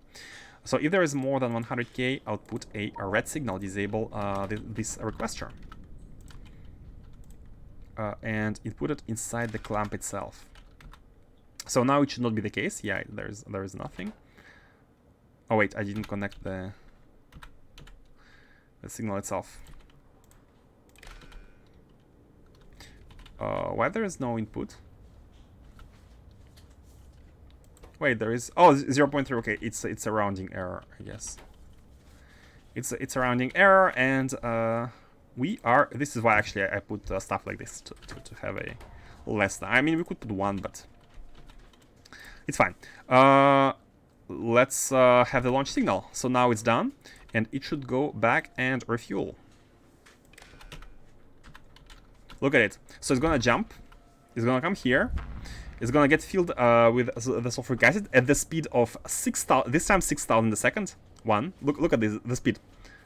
1, 2, 3, 4, 5, 6. No, it's not 6,000. It's less. For some reason. For some reason, which I'm not sure about. Huh. But it's fine. It's fast enough. And now when it's full, once it's full, it's gonna launch itself, and it's gonna come here. Oh, we actually didn't have enough in the junction. That's fine. Like, the real usage is not gonna be as high as our production, anyways. Hopefully. The sulfuric acid. Bam. And bam. And now it's being emptied, and this train is filled. Cool. All we need to do is send it back. Now, the last thing to do here is to add the battery packs, because we want the battery packs to be part of this train, part of this cargo. Where can we put the battery packs? We can put them here. We can put them here. We can have a red hand inputting the battery packs from any requester chest, and we can have at the output a red hand taking them back, which is a good like, this is this is nothing crazy. I'm even gonna do something I have never done before, and that is like never done before. I don't usually do, and that is limiting the chest. I usually use the wires, but since it's a spaceship, I don't want to go all the way through the. I mean, no, we should. I think we kind of should. Connect using a wire. It makes we can't even reach it. Can we put it somewhere near the clamp? Not really. With this, we need to remove one of the. Could be done though. Could be done. Not a big deal. No, it is a big deal because we won't be able to fit this anymore. We can remove it here. We can remove this one. And we can put it right under the clamp. Yeah, let's do it like that. Oh, let's actually remove this one. Oh, yeah. Remove this one. And then we can put it right under the clamp.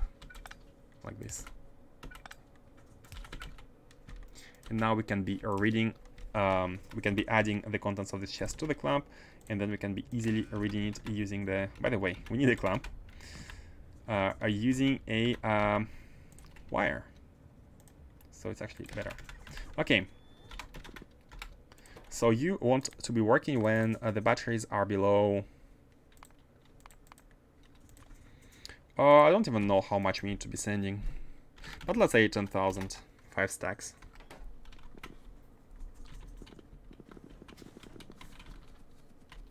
Maybe from reading the vlog, maybe from the dev. Can't recall, but have been in all 3 places. Yeah, there's lots of information everywhere, be it in Discord or Reddit, cross-posting. Okay, and we are good. We are good. Let's request the batteries. Let's have them preloaded. Let's have 1000 here as a buffer. And this way, we're going to be able to have this built anywhere on the planet, and it's all served by either robots or warping platforms, which is all very convenient. Look at the batteries come and go. Love seeing robots flying in batches. Now, how many batteries do we have in as a buffer? I think, however many we have, we might want to. Okay, we have a lot. No, we have a lot. Okay, cool. And there are the batteries, and we are inputting them. Unfortunately, we don't have the Factorio long-handed, super fast inserters, super fast stack inserters. So this is kind of slow, but I don't think we need a lot of them. This is only used for refurbishment, except the initial load. So what I'm gonna do, I'm gonna have some of them. You know what? I'm gonna have all of them here and put them manually in the chest. The initial amount should be high, but everything else is good. And on this note, guys, we are ready to go to Naquium planet. We are ready to go there and to get everything. Now, I'm only hoping that we are able to get it safe, because this ship, we haven't even tried have it shooting large asteroids. I'm hoping this amount of cannons is good enough, but that's just foolish hope without any ground to judge. Is it even English what I just said? I have no idea if this is enough or not. We had accidents, and the only issue I have is, for example, one big asteroid come from the side like this, but it has to go through two shields, right? And there are some lasers in between, so that might be good enough. That might be good enough. Although the ship is kind of fast with all of the engines, so yeah, who knows? Who knows? Now, before we go there, we need to go back to Novice orbit. Oh, and by the way, let's have the automation. Let's not have the automation. Let's have the automation done once we come back with the Naquium. 10025, right? This is the 1025, because you are the 1024. No, you're not the 1024. Oh, wait. No, that's bad. That's bad. The 1024 and 25 are used by the platforms. So this needs to be a 1026, actually. Is it okay? I think it's okay. Like, yeah, we can have the same convention thingy going. 1024 ship connecting to the 1025 yep.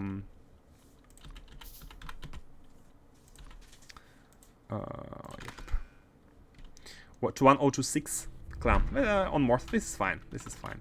You know what? We should have been we should have used 25 and 26 for the fuel, but that's fine. For guest, we have batteries. We have this. Let's go to Novice orbit and restock on the resources that we might be needing. Let's do that.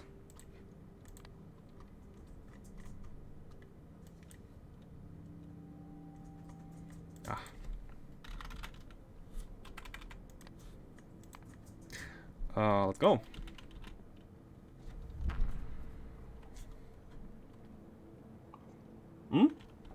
Wait a second. These are all offline.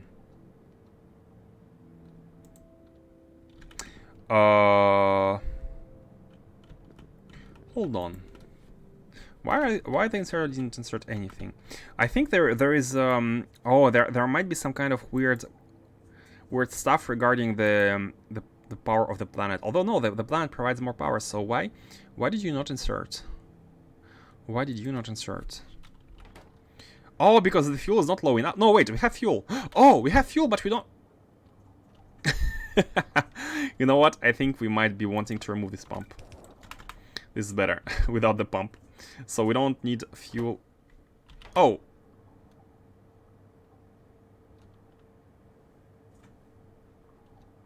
Wait. How do we have water inside? It should be outputted. It should be outputted, but it's never outputted. This is how. Okay, fail.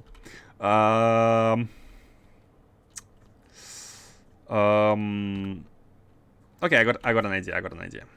But it's still full. This one is very full. Okay, I think what we need is have it. Oh, we have two tanks, right?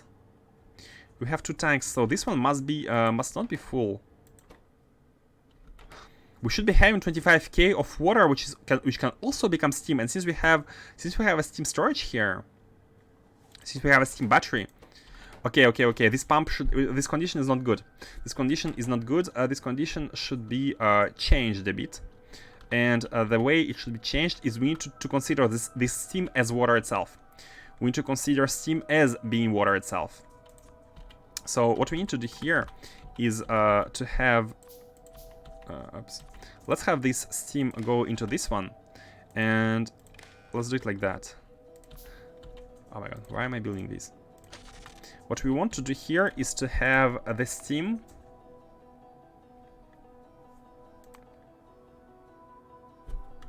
wait. I mean, it could be like this, but I still like it to be like this. We're gonna be adding steam and water. We're gonna be adding steam plus water, and we're gonna be saying this is the water. So right now we can see that we have 20.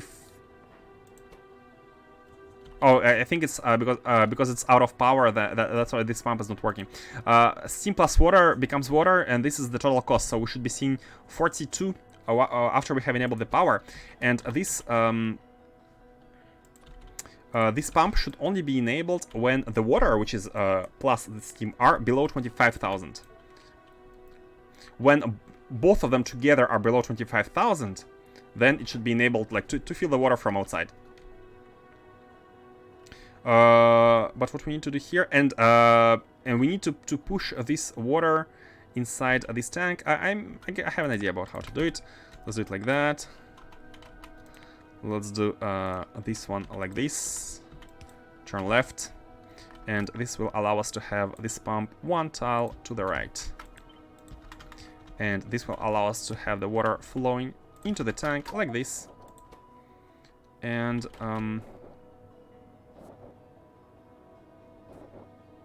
yeah, we need to kind of delete some of it. Let's delete the steam. Let's delete all the steam, so we only have the water. But deleting the steam will should trigger this. But since it's powered, since it's not powered right now, I'm gonna do it manually. I'm gonna take one canister. I'm gonna trigger. Oops. I'm gonna trigger the insertion manually by inputting the canister here, and deleting all the steam.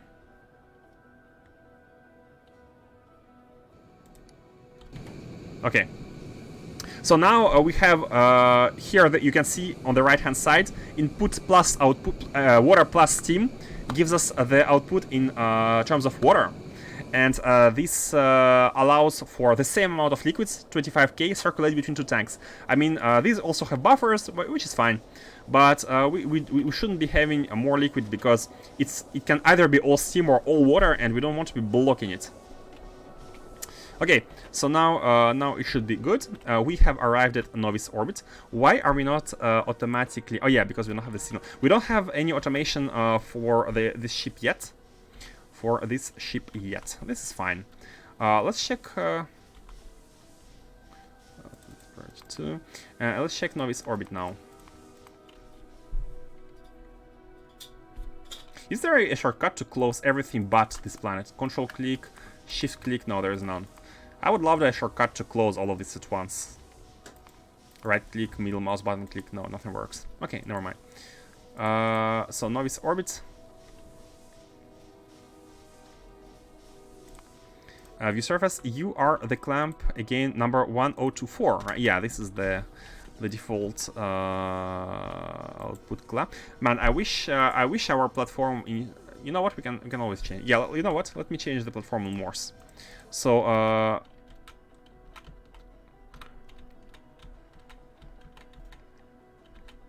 I'd like this one to be 1024 actually, but for that we need to change these ones first. So let's yeah, actually this one is good. So now the platform is in the orbit and it's waiting for 1025 to be available, but this is gonna allow us to swap these two. This is gonna be 1026. And let's go at the platform and adjust its condition. So it should be 1024. We need to swap 1024 and 102. Oh no, 1025. We need to change 1024 into 1026. Like this. Okay, good. Swapped, and now every time the output clamp can be configured here as 1026, 1024. The idea is that it's always the same output clamp, basically. And that's gonna make it easier to always anchor to 1024. Oh, but no, on novice orbit it's gonna be 2 of them, which is fine.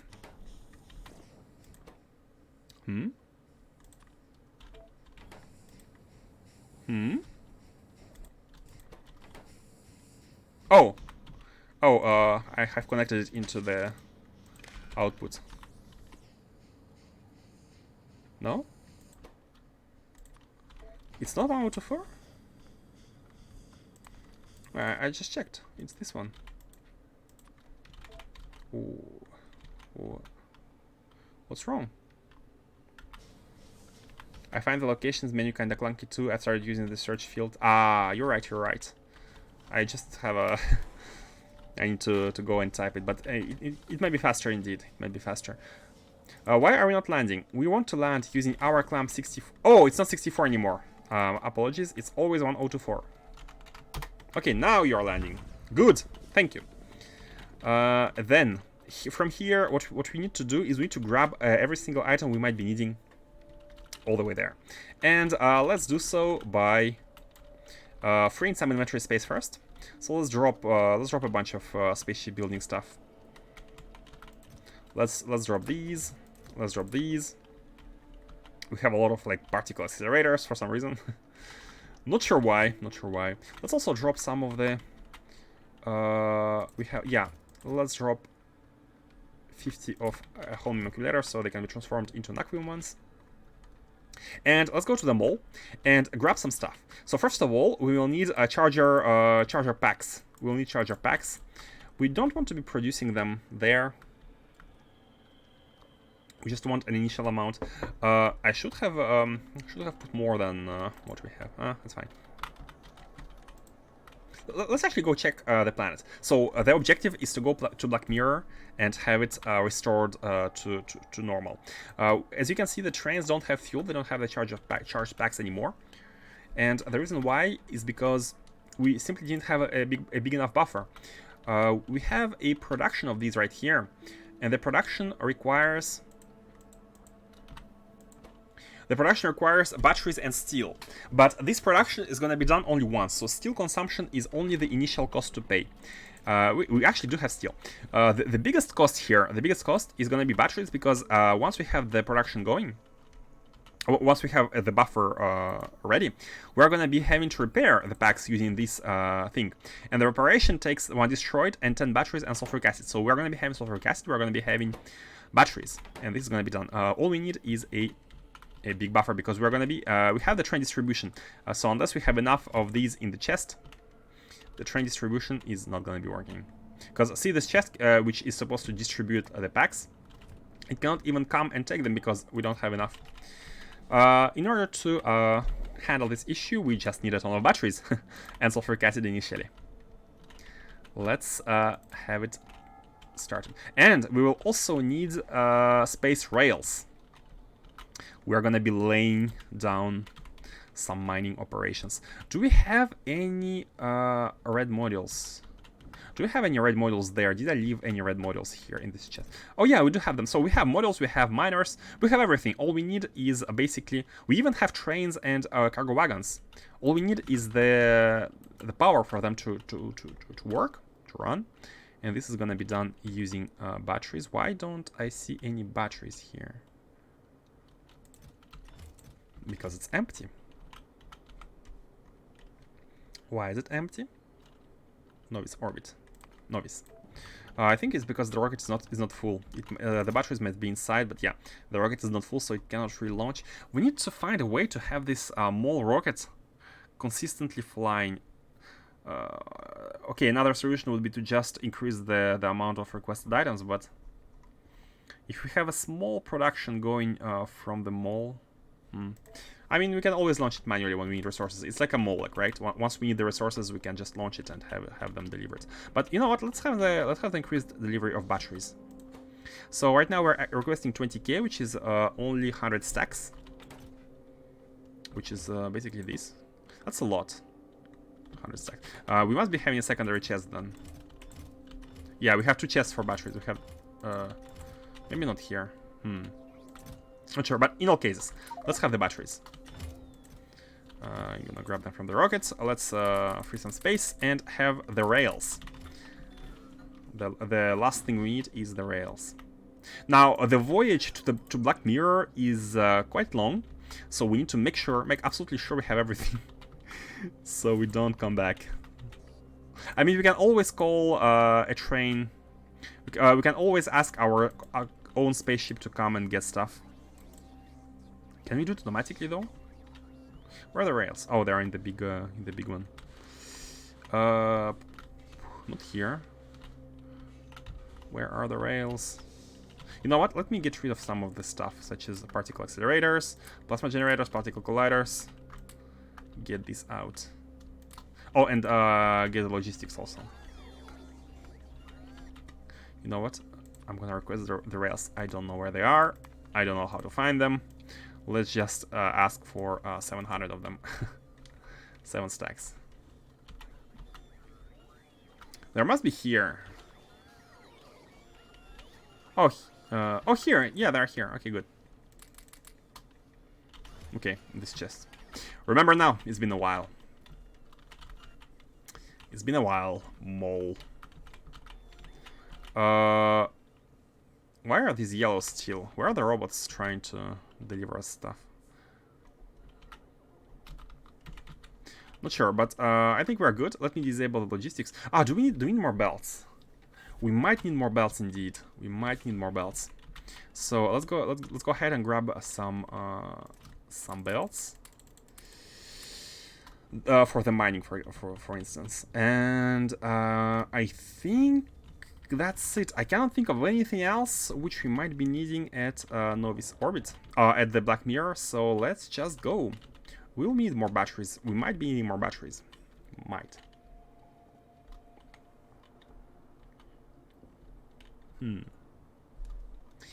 Let me know if I forgot something, because we're gonna be departing for the furthest location we have settled so far, which is the Black Naquium Deep Asteroid Field.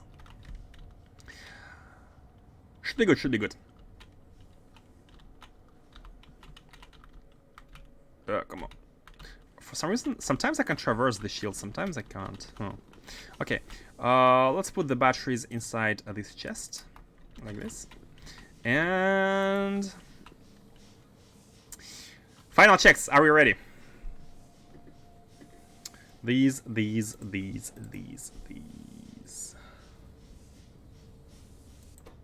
I almost feel like A is not good enough. Let's see, because I don't want the items to be on the...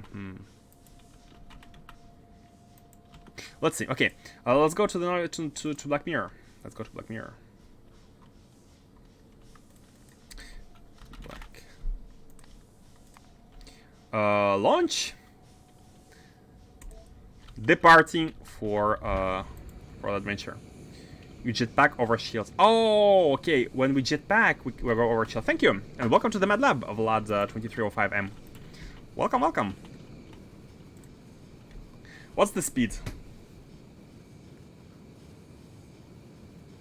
What's the max speed? If it's like 250, I'm gonna be happy, but I don't think it's gonna be that much, because this ship is pretty bulky. It's pretty bulky. It has 2000 integrity. Oh, we're still increasing.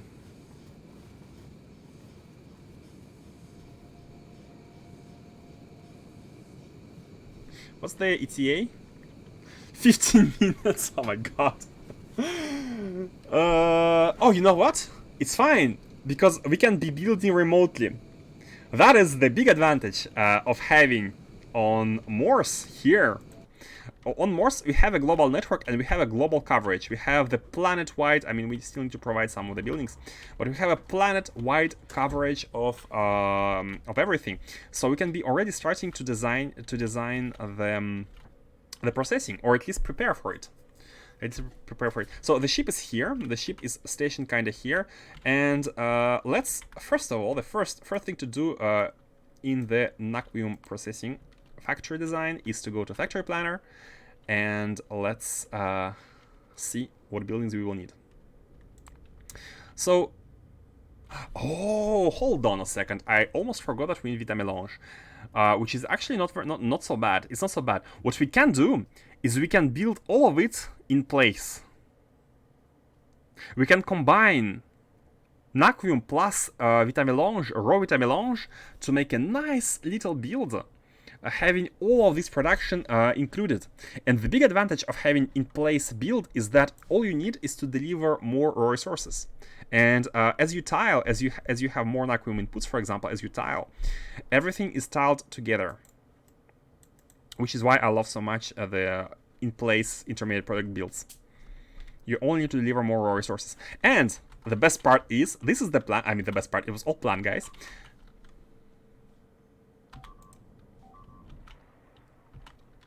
Okay, this was not planned.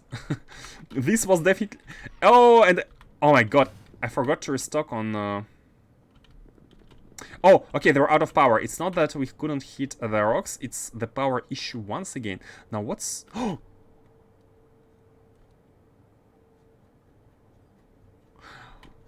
I'm dumb. No! This was not water, this is steam. This is... Water is here, and water is inside. You didn't tell me on purpose, did you guys? Making these kind of mistakes. Worst part is we don't have flooring. We don't. Okay, you know what? Where are we? Where are we exactly? Oh, we're still at Caladus. Let's send our ship. Let's send the Mad Lab for help. I think we have stuff inside the Mad Lab. We have the walls and we have the... Yeah, we have the walls and we have the flooring. Let's send the Mad Lab to the...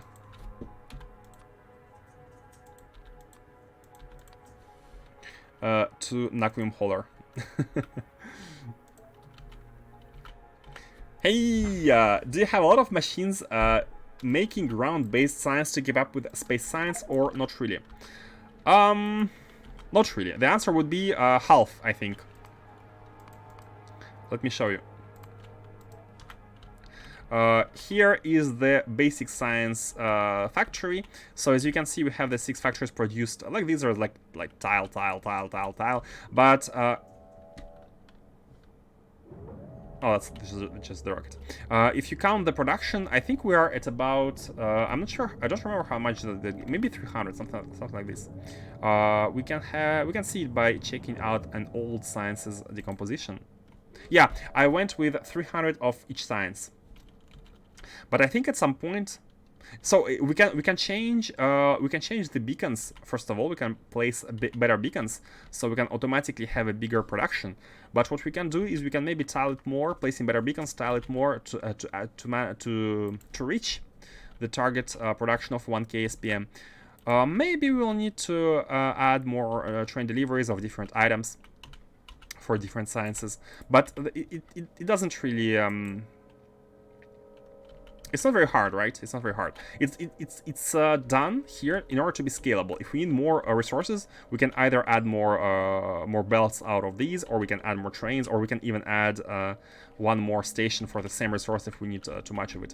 It's not a big deal. Like, having basic sciences is nothing crazy. As you can see here, even for 300 of each, so our target is 1K SPM space sciences. Right now we are at about 1/3, a little less, of basic ones, and as you can see, the total amount of resources is not that high. This is the total amount of intermediate resources.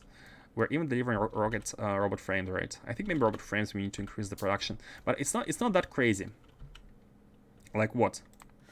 1.4 belts of iron plates, less than half a belt of copper plates. Even if we multiply it by 3, we're still gonna be within reason. There is nothing like super crazy here. Maybe some steel plates. Okay, we need to increase the production of steel plates. Maybe, just maybe. But that is to say, it's not gonna be a bottleneck. I'm almost certain of it. Like trains should be enough to bring all the resources which are necessary for the production of 1K SPM. Hopefully. So now, where is the Mad Lab? All the ships are at the top. Mad Lab, view. I think it has arrived. Yeah, it has arrived. So we cannot board it, but what we can do here is we can redirect this one to the Mad Lab. And come on, it should be instant. It should be instant. Come on. Oh, it cannot even fly because of the missing wall. Ah, we can take a floor from somewhere, I guess. Let's steal this flooring and this wall. Okay, now we can board. It's really weird. From the broken ship, you cannot board. So, board the mad lab. Let's get some walls, we had some wall, we need some flooring. Let's get these. And the mad lab has all the productivity models, by the way. So, mad lab can be stationed here. What's your energy drain, by the way? 6 megawatt? It's fine. It can be here for ages. Nothing, no big deal. Let's board the other ship again. And let's fix the energy.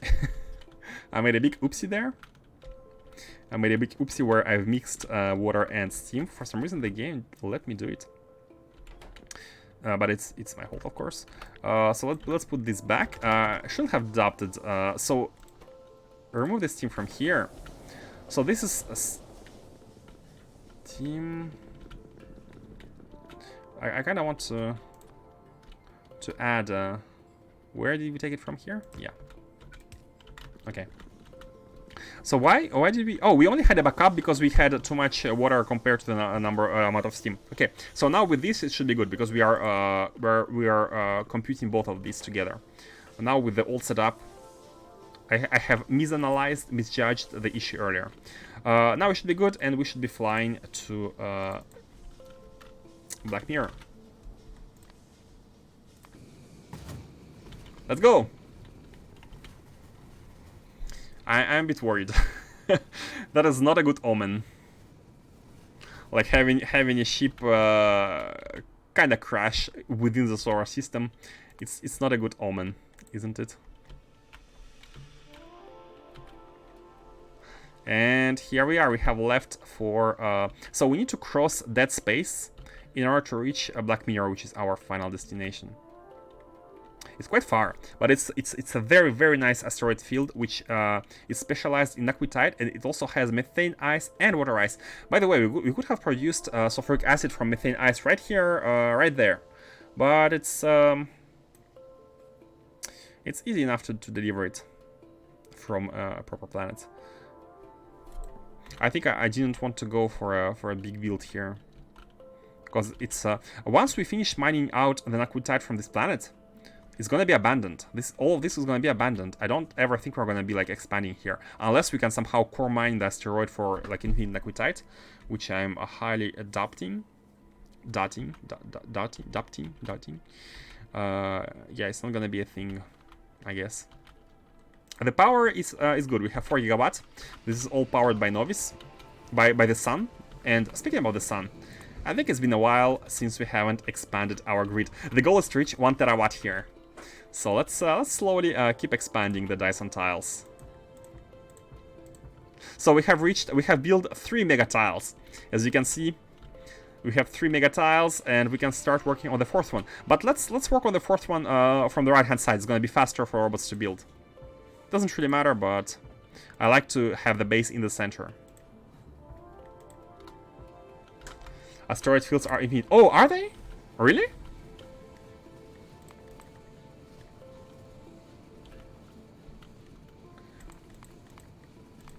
They are infinite. Oh, that's really cool.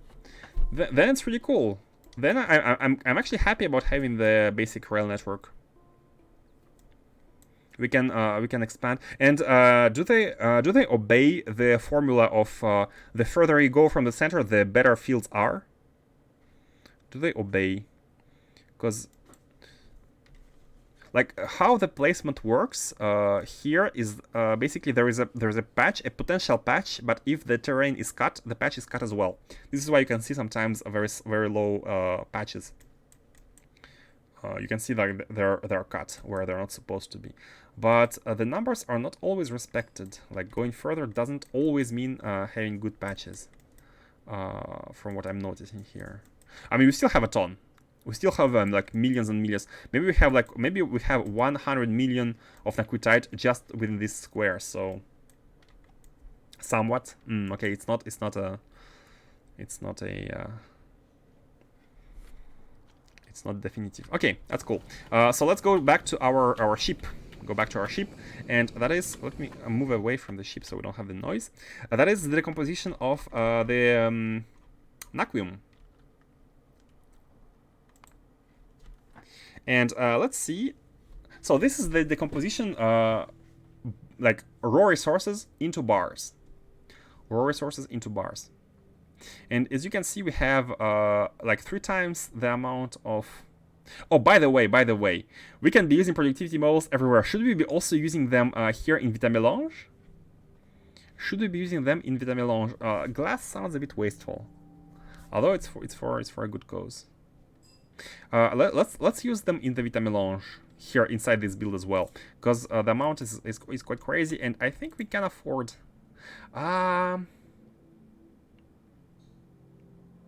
Can we afford it? Like, if we go with this 270, it's like 1/10 of a belt. If we go with this, we are going to be needing already like 22 industrial furnaces with 5 productivity modules, 9 inside of them. Oh, I have just realized something. Had we had better speed modules, we would need less productivity modules. Like, we can mass produce productivity models, or we can produce both productivity 9 and, say, speed 9. And having speed 9s would reduce the amount of machines here by a lot, right? Let's see. We can go from 22 to 5.6. 5.6. Imagine, so basically we're going to be saving... Oh, we're going to be saving so much. Energy consumption plus 600%. We don't need to make that many productivity 9 models if we combine them with beacons with speed models. I have not realized that. I have not realized the economies on the productivity models if we go with if we have speed models. Oh my god. Oh my god. Having these does save a ton of these. 15 productivity models reduced from 22 to 5.6, so we have gained somewhere around like 16 machines times 5, 70 models, 80 models. 15 speed models 9 saved us 80 productivity models in here.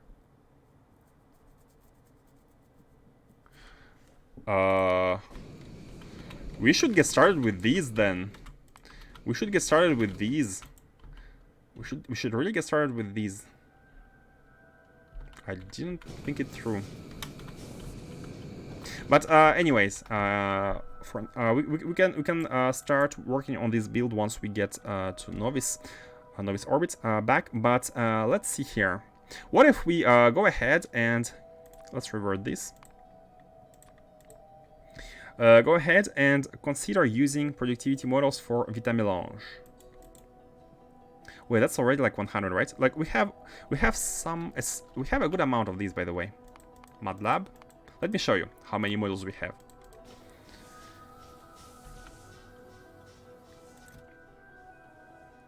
We have 300. We almost have 400 of them, right? Almost 400 of them. Right now. So, but they're all used here. They're all gonna be used here because we don't have the speed ones. I was a bit dumb by not realizing it. And everything beaconed at the same time would be a huge save. I mean, it's not like it's hard to do. All we need to do is to scale a bit the production of the speed modules. We have it right now, but it can be scaled a bit. And we just need to deliver them and make them. We don't need that many of these. Like, we still need maybe 3 productivity models for 1 speed module. Something like this.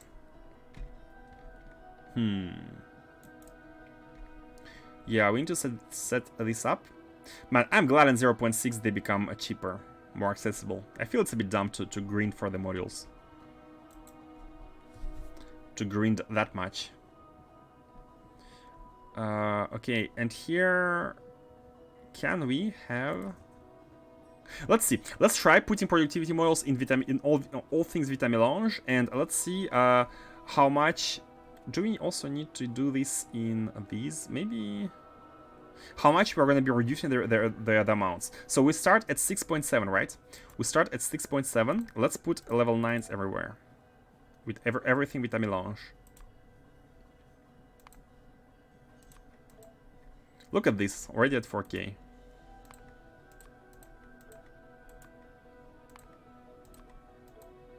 $1.9. The numbers look so much better. We are below Naquium. We are below Naquium. How about this 5K?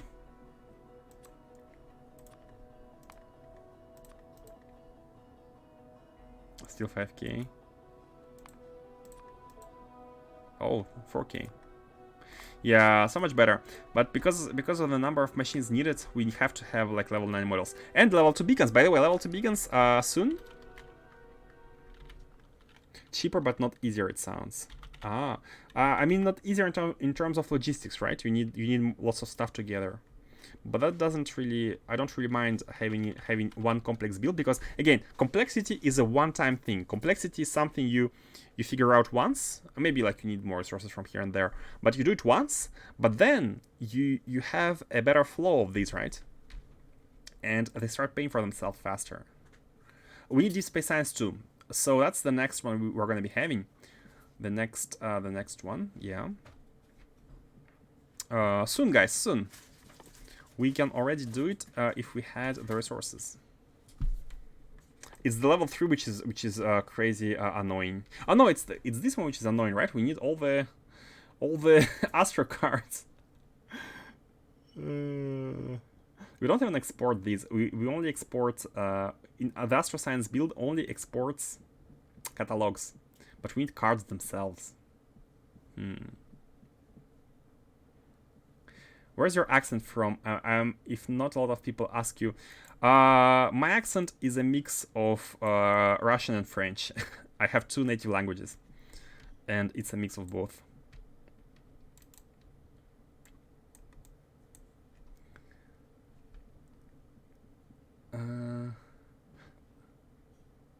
I think this build. I don't think we need to be taking cards from the Astro facility directly.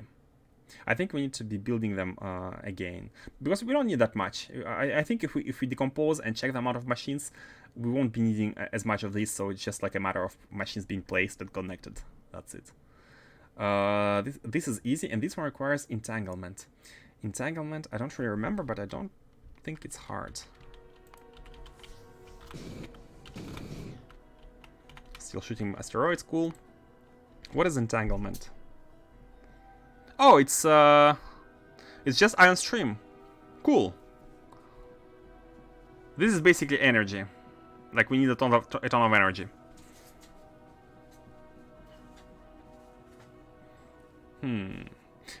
Fewer machines because of speed models will have less of an impact on UPS. Exactly, yeah. Fewer machines means better UPS. Although I'm not sure which one is better. Having 10 machines outputting slowly, or having like one machine outputting 10 times as fast, because you're gonna be producing the same amount of entities, for example. But yeah, I'm not sure. Maybe. I think it's the same. I feel like it's the same. Like the total charge you have is feels like maybe lower, because the lists are going to be a little bit shorter. I'm not sure, but I wouldn't say it's a huge impact. Although no, you know why it's better? It's because stack inserters, for example, can take a lot of items at the same time and put them on a belt at once. So you won't be having like 10 of inserters. You can have only one inserter. So yeah, it's definitely better. It's definitely better. Unless you go crazy, like some people do, and you make a mega base, and you have all the inserters on circuits, and you enable them once a while. I know that some people do that. Like they have stack inserters, and they're disabled, and they are only enabled when the machine is ready to feel the hand of the inserter.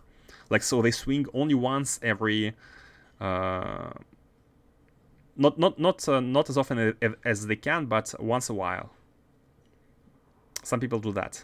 which leads to better UPS because of less swings. How far are we now? We shouldn't be very far. Yeah, we're arriving. Less machines, less belts, shorter life for entities, less entities. But compact belts don't really count, right? Look, you can have compact belts. They can be as big as you want. They count as one. If they are compact, of course. But yeah, definitely like having less stuff leads to shorter lists in your memory. It's definitely a thing, yeah. I would agree.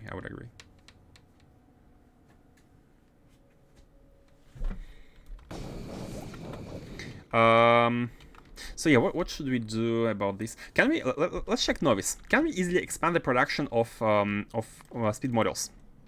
Can we easily expand it? I really want to get started with these now because of so many savings on productivity.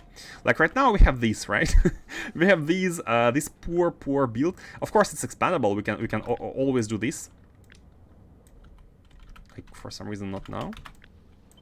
So we can always do this. Have more production of level 3s.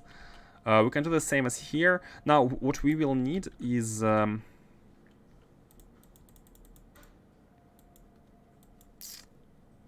you know what? I've just realized. If we have speed modules, we can even like we can first of all we can reuse the speed modules inside the builds of the circuits. For example, we can use both speed and productivity modules to make very small, very compact builds of the circuits, which will lead to less consumption of copper and in turn better creation, like faster creation of the models themselves, which is gonna, man, it's like a loop.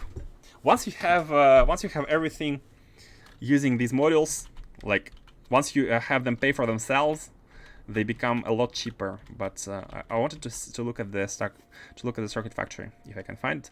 So okay, yeah, the green circuit factory is here. So I mean, okay, the green factory is we don't need that many. Like using level 9 productivity models here is not the best first. Like we should be using them here, right? We should be using them inside the blue ones to save holmium, to save on all the intermediate ones. But if we also have the speed, imagine if we transform this beacon.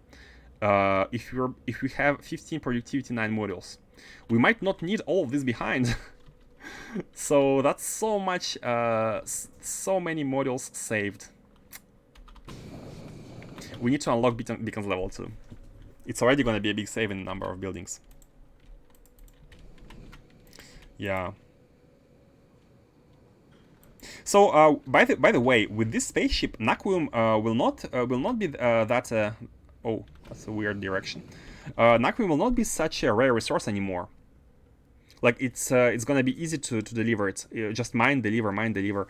The only small issue is because of the time it takes us to go there. Like expanding Naquium once a while is a little bit hard. Like it takes 15 minutes to go, 15 minutes to come back. So maybe what I'm gonna do now once we arrive is to try to expand a lot of mines, build mines and rails all over the place. Maybe I should have taken more rails. Are they costly? I think they're costly. We need energy catalogs.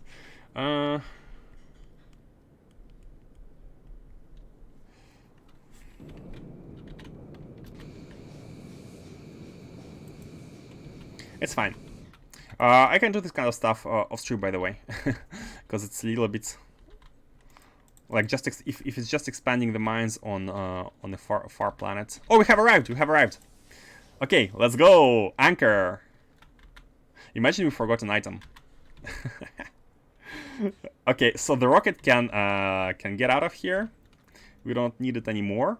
Well, let's still have the ship kind of nearby just in case. By the way, yeah, rockets. No, we can go using rockets. Rockets provide instant traveling. Let's not forget that. If we have fuel here, if we deliver fuel, we can have this instant traveling option available to us, which is really, really nice. So having the rocket here for personal traveling is the best. Ships take time, rockets are instant. If you quickly need an item. We need a lot of rocket fuel, but Might be worth it. Okay, so let's have a ship stationed here. I'm trying to find a location for, so it's not exactly in the way, but you know, maybe below. Maybe below is good, because the Naquium is delivered here, right? Naquium is going to be delivered here, and we're going to be expanding. There are some stations here, but maybe the best would be to expand Naquium stations to the right, to the left, and the ship can be below.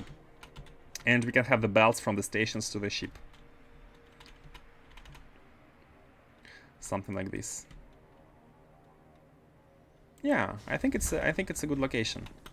I think it's a good location. Now we need this train to unload the.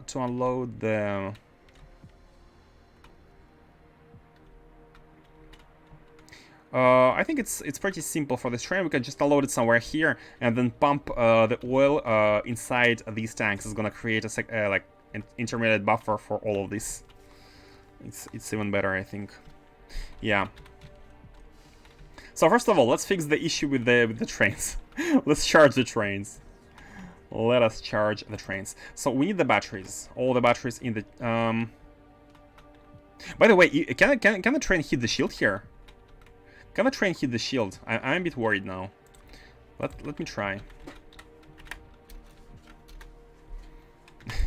I'm worried whether it can. Let me give it one fuel, and let's place a.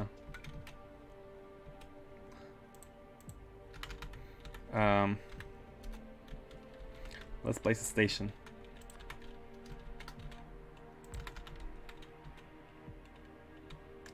Come on, catch it. Oh, seriously? Do we not have stations? We did not.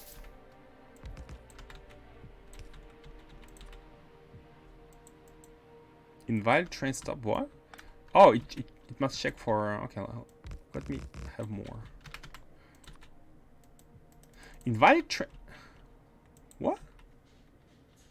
Oh, it's coming from the top. Okay, never mind. Never mind. Let's not, and the train is located in a... Okay, it's fine. Let's have it come from above.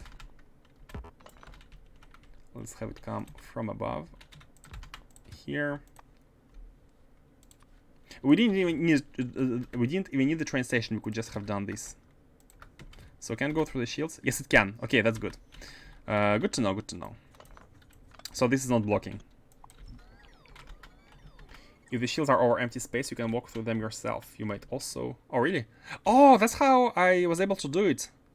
Okay, yeah, so either jetpack or walking works. I see. But not if they're on the ground. They act like walls. That's nice. What about the rails? The rails are also considered empty space. So, what if we add... Okay, you make me want to do another test. What if we add a ground beneath the rails where there is... now we cannot pass, right? We cannot pass, but can the train do it?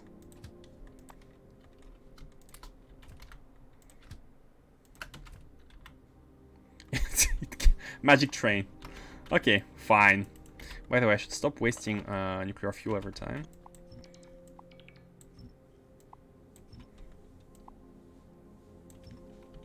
Okay, it means it's good. It means it's good. Let's disable this one, and let's have this this train deliver. Oh, I almost want it to be. I think it can be below. It doesn't really matter if it's below. We can just pump everything. Yeah, it can be below. Maybe a bit easier. Now it's the station is gonna be. I mean, let's make it as small as possible. I didn't take that many rails, unfortunately. We can also set up. Oh no, we cannot really shoot the cannons. Okay, and we can have a station for the output of. It's going this way, so the station needs to be on the right side here. And let's have it deliver the oil. Hopefully it won't burn behind the engines. Which would make sense. 1, 2, 3, 4. Perfect. Perfect. We have these. We have these, and we can now place the tanks here.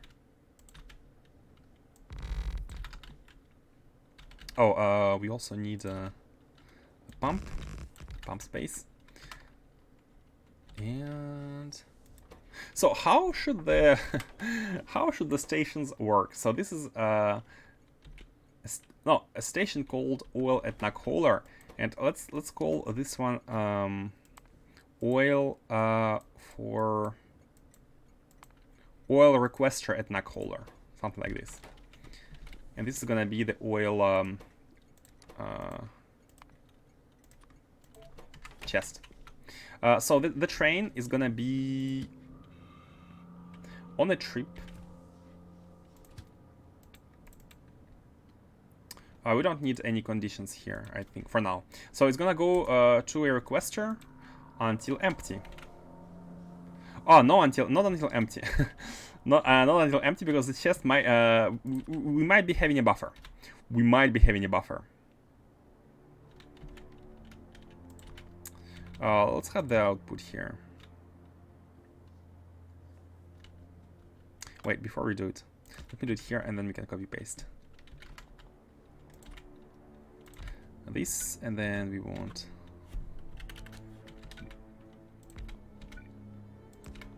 this, and then we want these two as well, like this. We want something like this. Is it gonna be working, or are we a little bit too close? No, I feel like we want to have a second one. I like this is better. Kinda a bit more space. Now, what we want to do here is to have balancing. Without balancing, it's not gonna work. I mean, they're not gonna be able to be outputted at the same time. We want to balance from our right to left. Activate these only when there is more of the stuff. You know what? I'm gonna copy the balancer, because it's a little bit fiddly, and we have done it before on novice orbit. So let me show you. Let me show you. Not here, novice orbit. The balancer for fluids. It's like this. No, this is not a balancer. This is a balancer. And let me copy this. Okay. This is a balancer. So we're copying from a left to right, and we are checking the contents, multiplying them by -1, and adding them to the contents of the chest below. And we are saying if everything is positive, then output. If there are more contents here than here. Now it's the same here, but in between, we still need a balancer. In between, we still do we have to do it? Is this okay? I feel like it's weird, but yeah, let's make sure it's properly placed. We need to wire any one of these. Now, the one issue here is that the wires must be different color. So here, where we connect the tanks, two tanks with the red wire, we need to be connecting. Hold on a second. Maybe this wire, because green wire is the tank's contents, right? We don't even care about the tank's contents. Oops. Let me remove the green wire. We don't care about the tank contents. We care about the balancer, which is going from left to right. So this one is a red wire. So we need the same thing, but with a green wire. So we don't mix the results of this calculation with the input into this combinator. So same here. You take from this one, and you go into here and into the inserter. It can be any of these two, either. Let's have the output one. Let's have the output one. So this is where we... I'm just checking whether it's this... whether it's the same. Yeah, the... No, wait a second. Wait, no, yeah, it's the same. So the output of this one should be connected with the pump itself and the chest behind it. Yep, that's it. So there is a flow from left to right only when there is less items in the right. So the reason for doing so is so that the output is balanced. We can be drawing from these chests, and the output is still going to be balanced. We're not going to be emptying this one first, and then this, and this, and this. We're going to be emptying all of them at once. And this is why we have this going. Now we can put it next to these, and the sulfuric acid should be filling. And it's empty. Cool. Oh wait. Let's say until full. And here we need to output this one again. Same as always. We want to be outputting them fast. Now it's coming from the top. I think what we want to do here is to invert. Yeah, let's invert these. Before inverting, we need some. I also didn't take some land field. Land field. We have some sulfuric acid barrels, by the way. Do we not have any land field? Oh my god. Oh my god. Okay. Never mind. We can steal from here. Poor man's land field.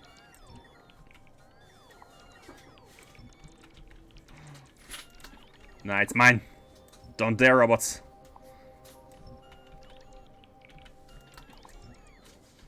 Okay. Hopefully it's gonna be enough for a while. I mean, we can take it from all over the place, if necessary. And thankfully, the Naquium miners, like Naquium is on these asteroids, so we might need to trim. We might need to add a little bit on the sides, but aside for that, it should be good. Let's have this one inverted. So the inversion is not very complicated. All we need is, first of all, the land, and then we take this, and then we flip it like this. And this is where we are going to be filling the tank.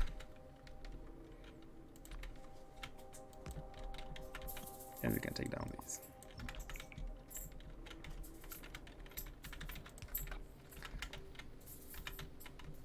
Now I want a fast. Do we want a? No, we don't need. We don't care about a fast filling. So I'm not gonna be putting pumps in between everything. Doesn't really matter here. Oh, perfect. We don't even have to do some going around. And here we go. We have the sulfuric acid delivered. Now, what this needs is the train needs to have a condition here: empty cargo inventory or inactivity 2 seconds. That means that when it cannot be empty, like we have enough of it, it's gonna just go back to the. It's gonna go to the train here, and since it's not gonna leave this until it's. I'm guessing we will need to replace this condition by some circuit condition, because we want it to leave if it's not on this planet. So we'll need some circuitry there, but for this planet, I think this is good enough. I don't think we need any kind of circuitry. I think this is good. Now what we want is Naquium delivered, and let's fix the trains. Let's have the trains coming in. And by the way, let's also remove all the loading into the rocket. We don't care about Naquium in the rocket anymore.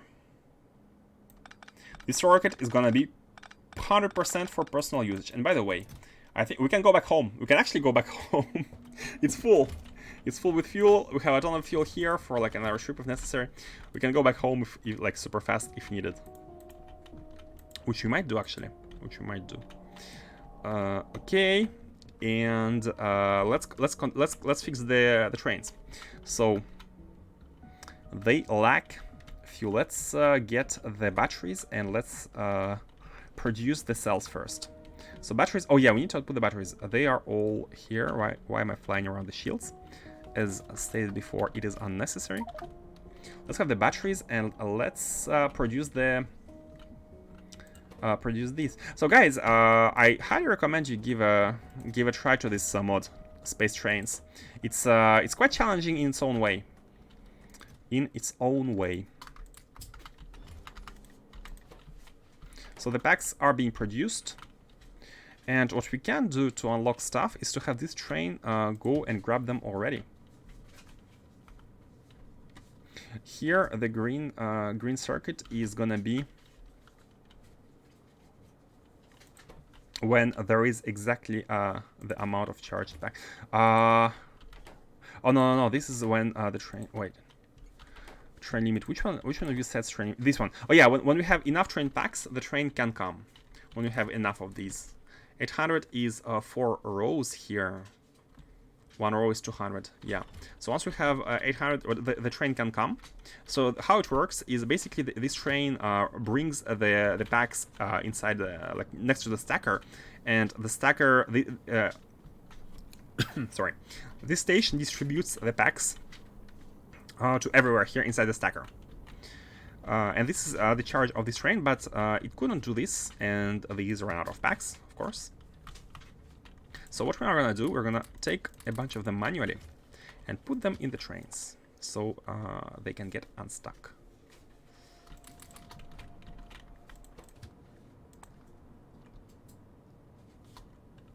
They're also really cool looking and have nice sound.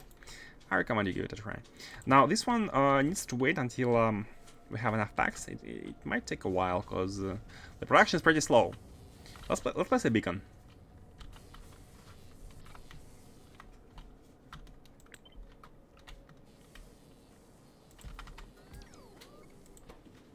Okay, better. Do we have steel? Oh, we do. Okay, we have steel. We have tons of stuff. And this is the recharge. The recharging also... Oh, they're produced first and they're recharged second. Let's have a look at the power usage, by the way. I'm curious to see as to... Yeah, they aren't very expensive. Like, in the grand scheme of things, they aren't expensive. And we are feeding these slowly but steadily. This should unlock Naquium delivery. So Naquium, again, Naquium is delivered. Let's also change the order of balancers. Like this, from top to bottom. And now all we need to do is to deliver them inside this tank, inside this wagon. Now, what I'd like to do is to not have 4 belts getting out of this warehouse, because 4 belts here would empty the warehouse instantly.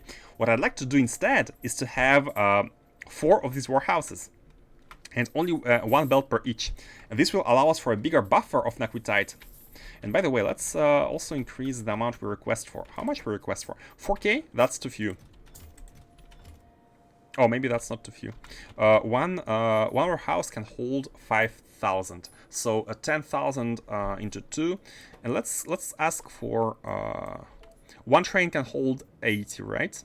So that means that we need to go... We can go up to 10,000 minus 800. 9,000 is good. Almost full. Almost full. With some space just in case. We want 9,000 of them in each one of these stations. Let's add more stations. I'm not sure how far we will need to expand this, but... The idea is to have 1 belt per warehouse.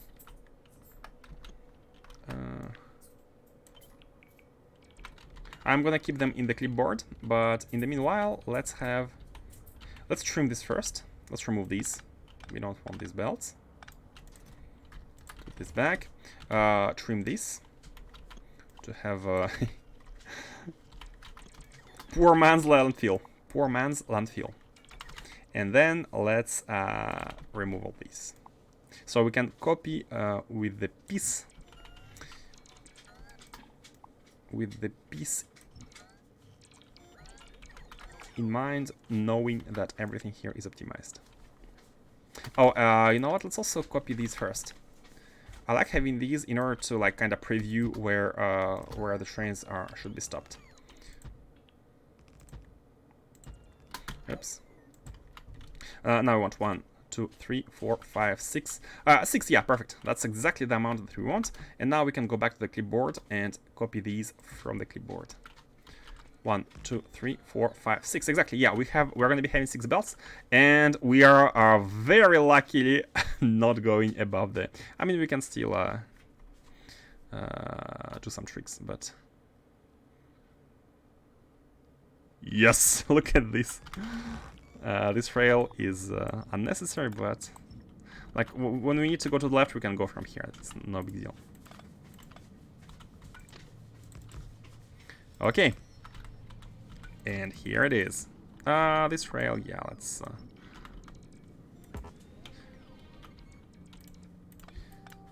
let's improve it once we actually need to go to the left. Once we have enough rails. So the trains come here with Naquitite. And they're gonna... let's have this one. Not with the... Yeah. Let's also remove from above. Because I want to copy as much as possible to have all the rails. So let's remove the landfill from here as well. That is unnecessary. Like that. Copy all this. Bam. Bam. And bam. And we're gonna be having a lot of buffer. That's really the best. Oh, okay, this was not exactly the space platform. There's one hole. We want it to be in space before copying. This way we can do this. We can then trim, and then we can copy with the space platform. Try something else. Okay, cool. A big buffer for Naquitite for everything else. For like having having it ready for multiple spaceships in the future. And after that, we need more train stops. All we need to do is to pull it down into the ship, and it's done. And it's done. Our Naquitite mining is pretty simple, pretty straightforward here. Let's have this one and connection below. Pretty straightforward. Yep. I'm just hoping to have enough rails. How many? Yeah, we have like 400. So we can maybe expand to one patch or 400. We don't have a patch nearby. Next one maybe. Oh yeah, no, there are some patches at the bottom. So what we can do is we can turn left from here, and then grab this one, maybe this one. I'm not sure if we're going to be having enough rails for this, but that's fine. So let's actually remove some of the unnecessary rails. Never mind this. This is for trains to be able to go back. Like from here, they can exit and go there, or these trains coming here can. Not sure, but it's useful if trains need to go on some weird round trips. Temperature here is at 5,000, but that's because the steam. Oh wait, how low should the steam be? Oh, below 1,000. When steam goes below 1,000 K here, this inserter must make a swing of one canister in the. Yep. We shall check if it works. Now we're almost done. We are almost done at this base. All we need to do is belting the antimatter and having the automation for the ship to leave once it's full with antimatter. Once it's full with Naquitite. That's all. Everything else is simply wide expansions. Can we go?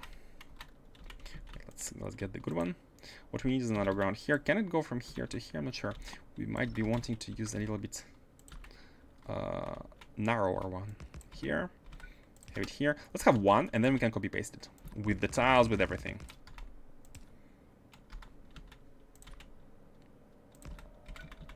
Like this. We shall combine them anywhere. It can be here.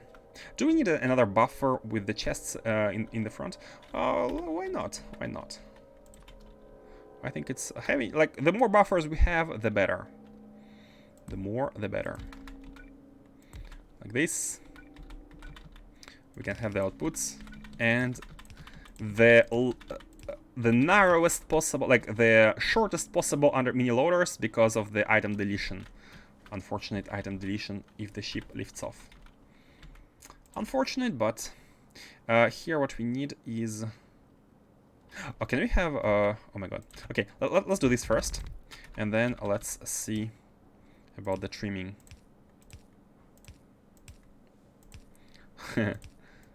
Speed into 2. Oh. Not even 2. Oh, okay, in that case, let's have it a little bit nicer.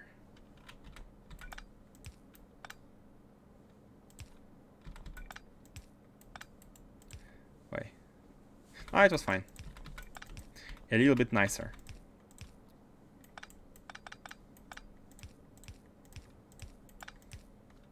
Like this. Aesthetics, sometimes. My credo is push for aesthetics when you remember. Which doesn't make much sense. Which doesn't make much sense. Okay, so we have these. Yeah, perfect. Perfect distance. And so I'm glad I've taken the belts, but we can, if we didn't have enough belts, we could always use undergrounds. Paint, like in good old days. Oh yeah, we need to disable this one. Belt painting. This one can be re-enabled. Now we can also have more buffers in the middle, but it's fine. Like considering all of these chests are now buffers, we have 10 buffer chests. Maybe it's good to have more, but we shall see later if we need them. And let's have this. So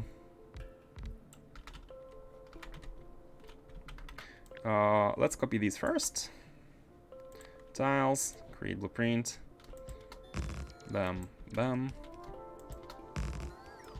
Them. Should have copied them. Should have made the belts together.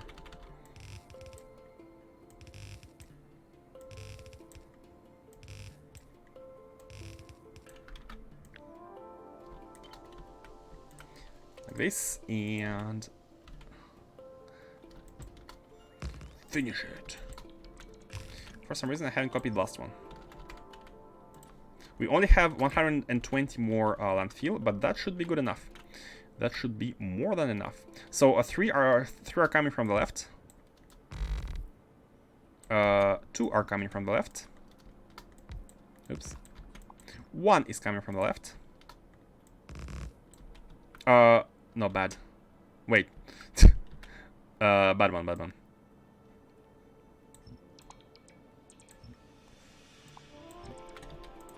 So 3 are coming from the left. 2 are coming from the left. 1 is coming from the left. And this one is 1, 2, 3, 4. It needs to be rotated towards the left. Now 1 is going to be coming from here, and 1 is going to be coming from here. We are good. We have 36 left. Almost there.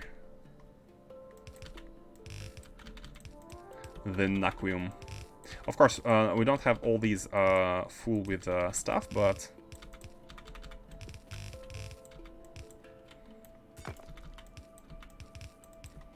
this and paint.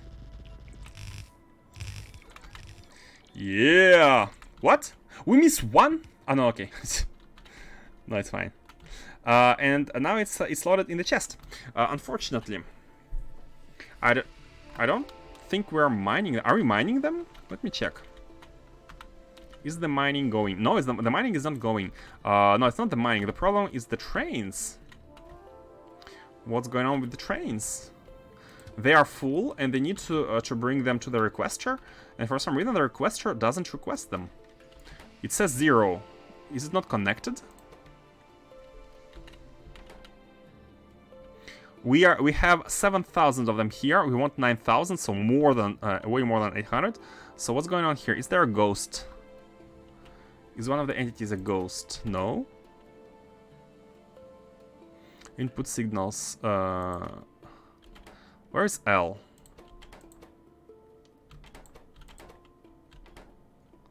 Wait, where is? What? 0? Okay, this was the mistake. We need to divide Naquitite by L. Naquitite divided by M, sorry. And then now we have the station. Yay! It's all taking shape and form. Now let's check these ones, the power packs. What's going on with the power packs? Are you no, you haven't delivered them. So the reason why is because we have run out of batteries, I'm guessing. Yes, indeed, we have run out of batteries.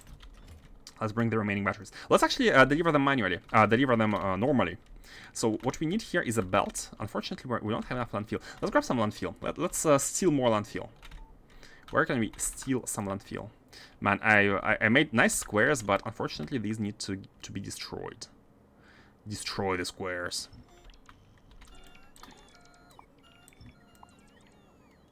Man, I really don't have any landfill in the chest. I feel like I always bring a lot of landfill to every single planet, but look at the capsules here. Look at all the capsules. Forgetting to evacuate these. You know what? Let me do that. Which one was it? Rocket. Let me remove these. I know I could empty the chest, the inventory, but... Okay, this is done.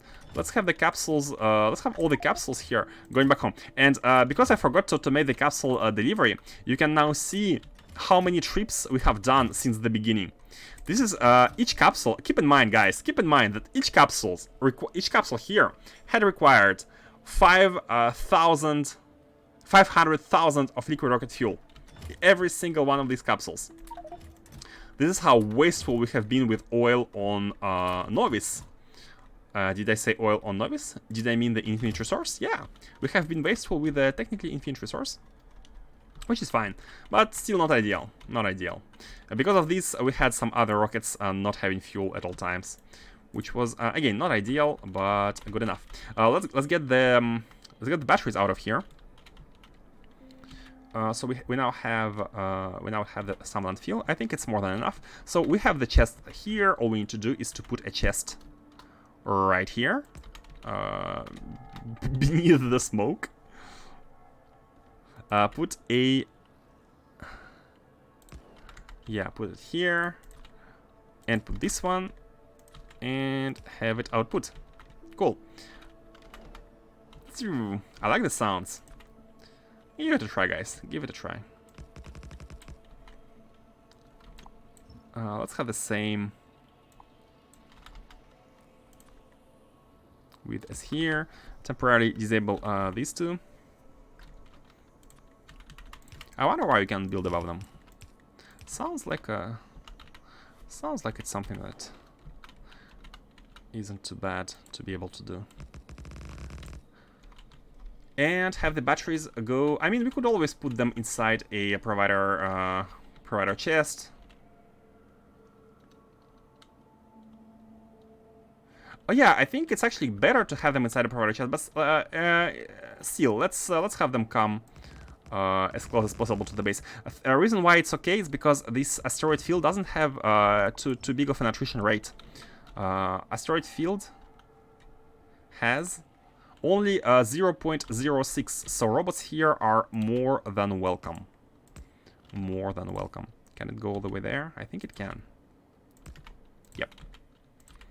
But still, let's have it come as close as possible to the base, for the cost of some belts, which is fine.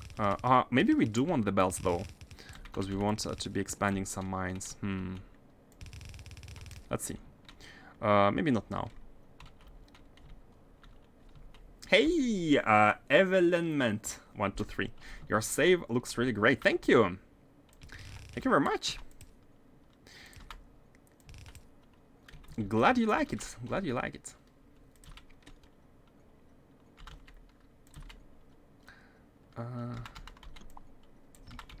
Provider chest. Almost there. Okay, let's put it there. So what we want here is enough batteries inside the chest. We don't really care about limiting it. We can have as much as we need. You know what? It's a bit too big. Let's have a smaller one.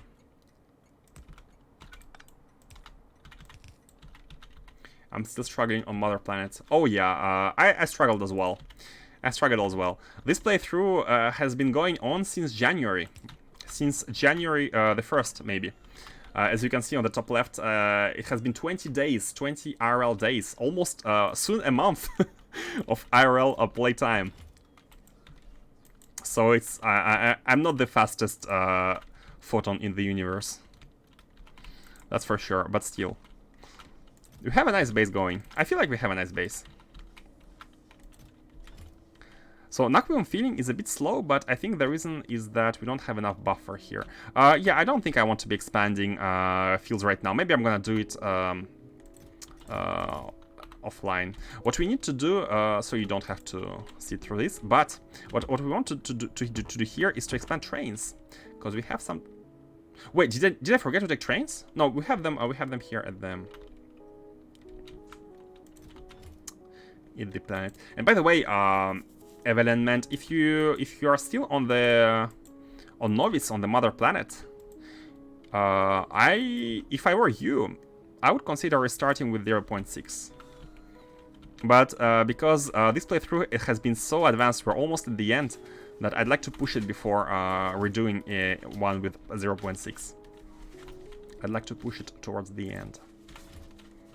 And that's gonna give developers time to polish the 0.6, which is all good. Where are the trains? I'm sure I saw trains here. Oh, here they are. 1, 2, 2. So I'd like to add more. Wait, how many trains? Look at the charging. That's really nice. Cool graphics. How many trains do we have? We have 2 trains, right? And how many stations we have? So we have 1 sulfuric acid, 1. What? Why did a station for the packs? What? Oh, yeah, because this train is circulating between this and this and this. So we have 1, 2, 3, 4, 5 available stations for Naquium. Which is why we shall add, we have 2 trains, which is why we can add 3 more without having to expand this base. I mean, we can expand it as well. You know what, let's expand it a bit. Let's expand. I think we have everything we need to do it, so let's just do it.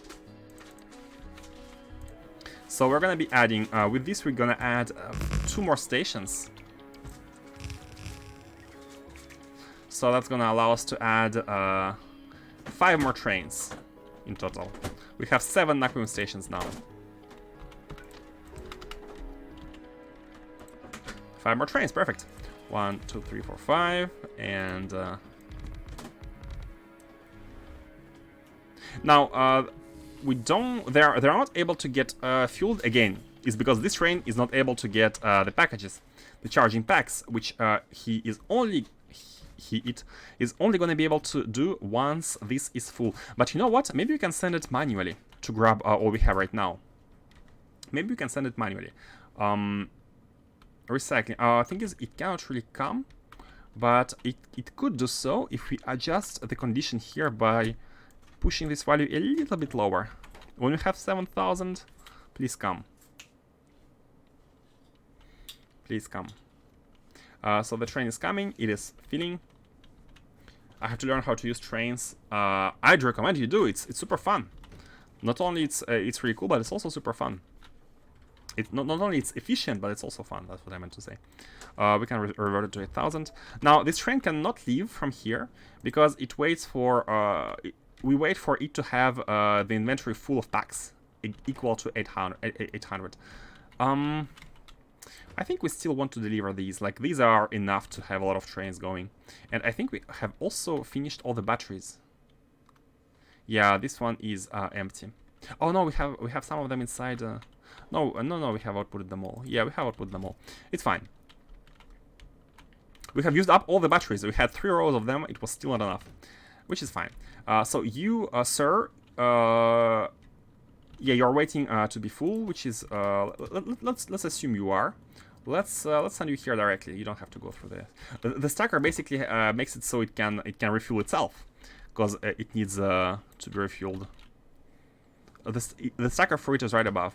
By the way, we have only 1 stacker right now, but we might be having enough batteries. Let me actually add some of them manually, just in case, because this is an important train to never run out of fuel. I like trains. We all are. I like fleet handling, advanced fleet handling as well. So we're waiting on these to be kind of full on fuel. Should we add a condition for them to never leave if not properly fueled? I feel like we should not. It's fine. I feel like it's fine. Reason being is that we shouldn't be running out of fuel. But there are many things which should not be happening which are still happening, which is quite a bit annoying. Where? Oh! Oh! You are then burning. You are then burning. And we can improve you now. We can improve you now. Oh, no, no, wait. You don't have to be improved. You need to go to the sulfuric acid provider once it has enough fluid, right? But it should be having enough. It's just... it doesn't say so because we have changed the orientation, but forgot to connect. We forgot to connect this. And it should be a green wire. Okay. And now it's going to be able to get the... what's your fuel status, by the way? 17. That's a bit short. Yeah, we're going to be lacking fuel. We need a lot of... I'm worried that these trains are gonna be running out of battery. Like for now it's good, but once this is the last of the buffers. Although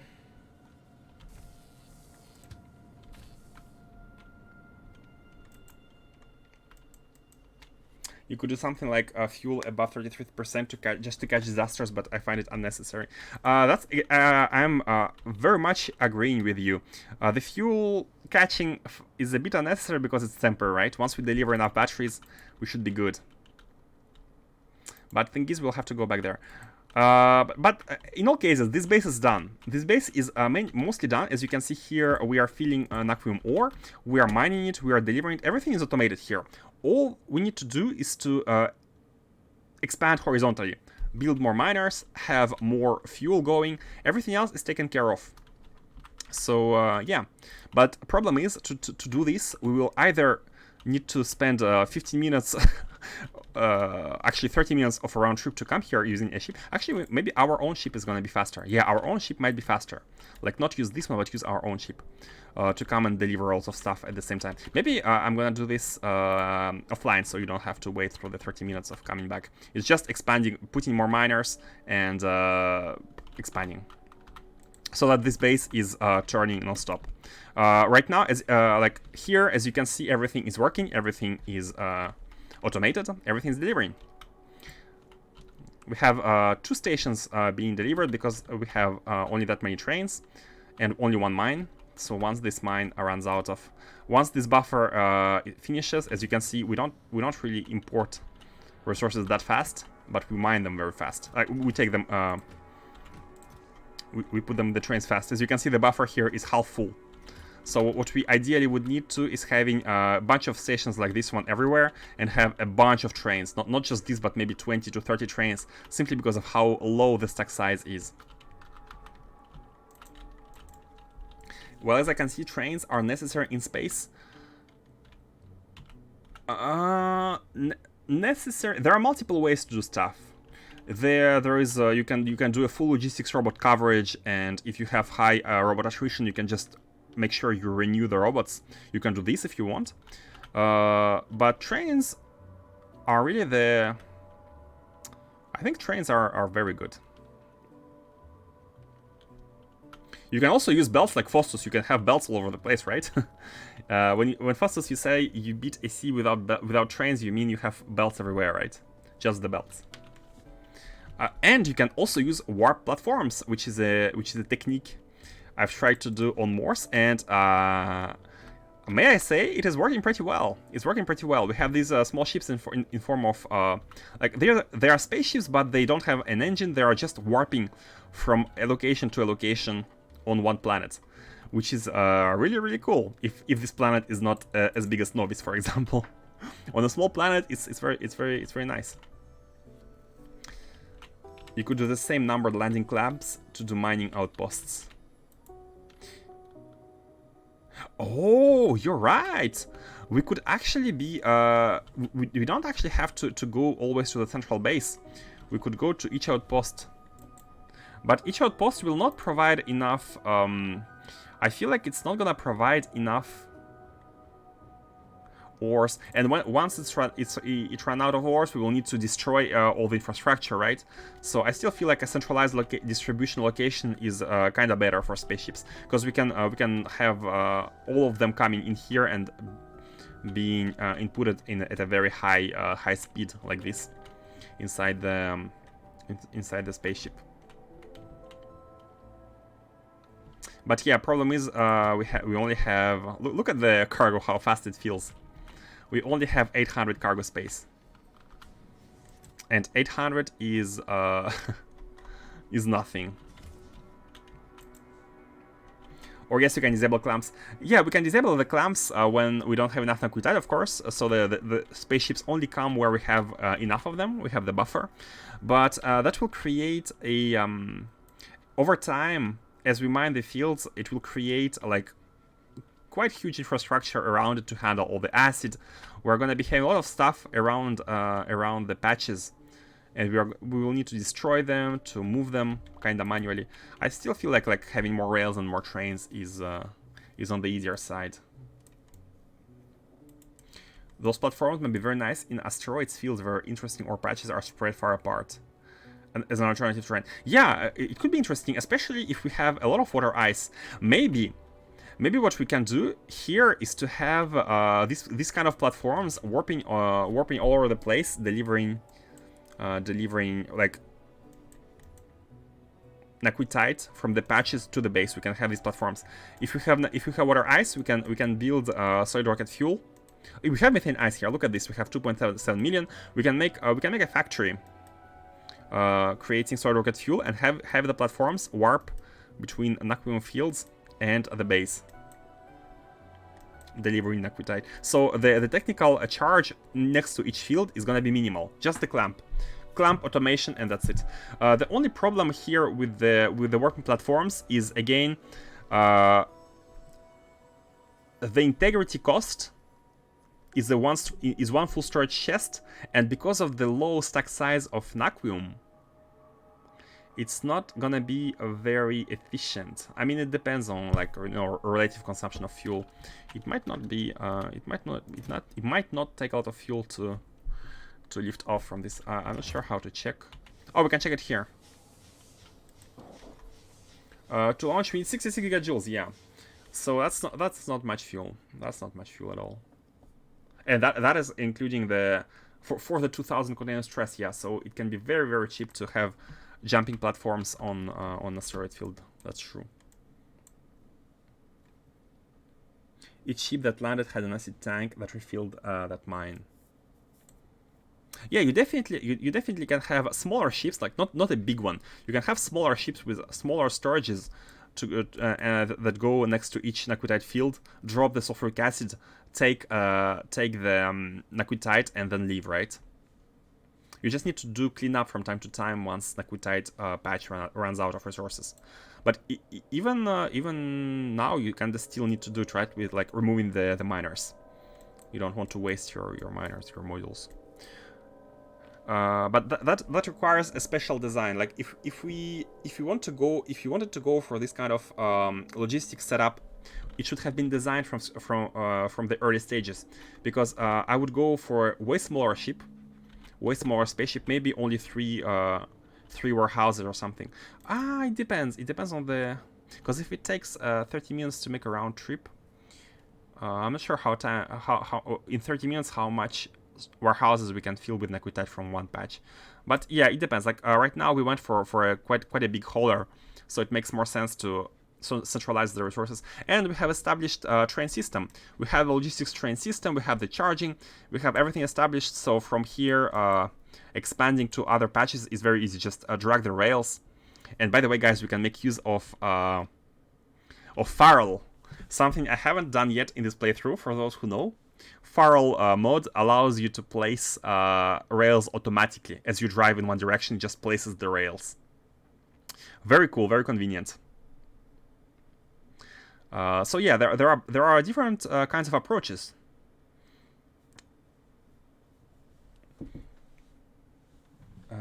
I've done trains so far, but warp platforms in a low lift-off environment seems tempting. I do like the warping platform, the thump noises. Doesn't LRF crafting in space cost biosludge? Does it? Oh, true. True. If you want to produce, yeah, you need some income of biosludge.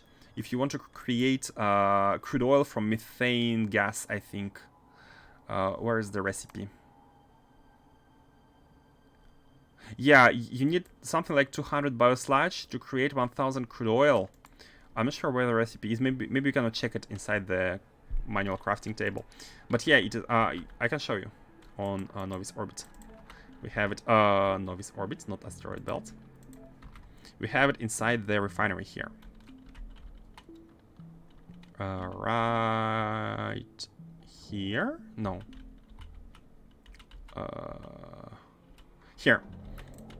There is one building which, which creates 1k crude oil from 1k methane gas, which you can mine from methane gas, but it costs 20 biosludge for the operation. Actually 10 if you decontaminate. So you need an input of biosludge. And decontamination and handling scrap and everything. Hey, Dark Explosive, welcome back. Welcome back. We are soon gonna improve the Dark Explosive base, the Deep Space Science Factory. I guess powering the miners would be a hassle unless your platform was large enough to carry a power plant. Powering them, oh true, you need to power them. I mean, you can always have like one location and just drag lines of power poles from a central place. That's not very hard. You can do tiny warpers within a field to one depot that does interstellar. You can also have warpers deliver steam. You can produce steam at one location and deliver it using warpers and have the power going like this. Or just bring water and have a turbine. It depends on how functional you want each location to be. My ships take about 8 minutes per trip. 8 minutes? How big are your ships? And how far is your asteroid field? Our ship takes 50 minutes. I do the shift placement for rails, then use mouse over construction mod to just feel it as a drive. Works pretty well. Oh! Shift placement, use mouse over construction. Yeah, I mean, since we're talking using mods, Farrell is... you have nothing to do. Regenerating biosludge is annoyingly complex. True. Like, there are different solutions. You can have it from trees. You can have... trees are not renewable. Fish is not... you need to have some kind of a loop. Using biomass is the best, I'd say. But it costs cosmic waters. Yeah, it's... Do you already have DSS2? No, we don't. We have finished mining the Naquitite. Now, as you can see here, we have Naquitite haulers being ready. And this was the accomplishment of today's stream, because I'm gonna be stopping shortly. We have Naquitite ship ready. All we need to do here is automate the route. Automate the route. So let's starting automating here at this location. Oh, this won't work because we need a clamp. Cannot see anything because of the... hold on. Oh, yeah, these were needed. Cannot see anything because of the jetpack fuel. My biggest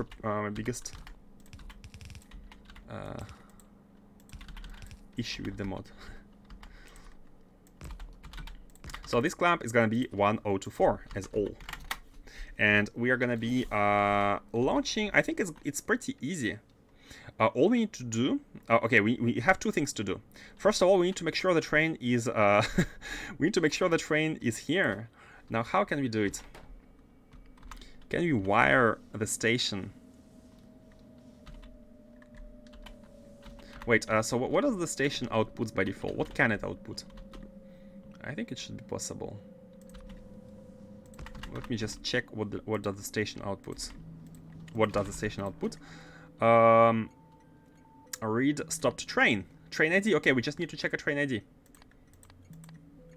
We just need to check the train ID. We're going to be reading the train signal and we're going to be checking whether it's here or not, so we don't leave without the train. Yeah, let's just go through here. Train ID is going to be T. Yeah, T is cool. We haven't used it yet. So we're sending T on the wire, and T is equal to 6.5,000. And so the launch condition here, There's gonna be 2 of them. And I think we need some landfill. Look at me stealing it from all over the place. Let me also, before we leave, let me put some stuff here. Let me put some stuff back. I think I have taken, yeah, some battery charging stations. And what else? I took some stuff for these. Oh, the rails. Let's put the rails. Okay. And so here. Yeah.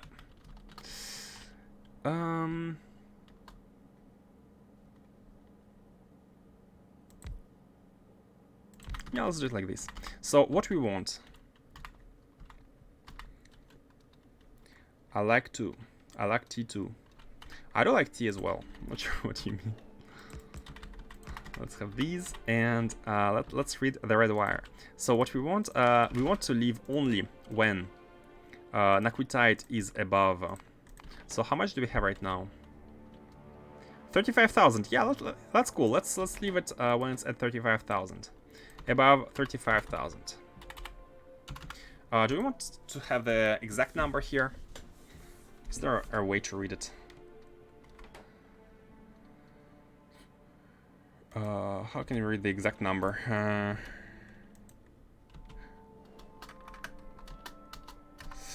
Not sure how to read the exact number.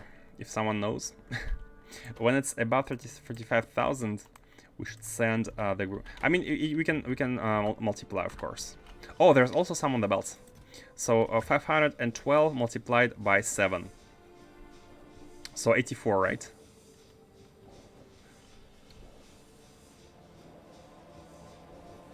$840.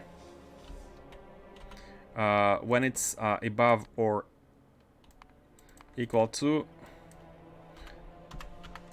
like this, right? Are we still outputting blue? Yeah, we're outputting blue. We are at the limit, and if we do 41, we should not be outputting blue. Okay, we're not. Multiplication was correct. 40. Here we go, and the next condition is when the T signal for train is above 0. The train is properly here at the train station. And with this we can go home. We can go home. Let's have these connect to this one, and this one is going to be checking whether number of blue signals is equal to 2, in which case it will output a go back home signal. We are done. Let's connect the green wire here. Wait, what does this connect? Oh, it connects with the output. Do we want to connect with the output?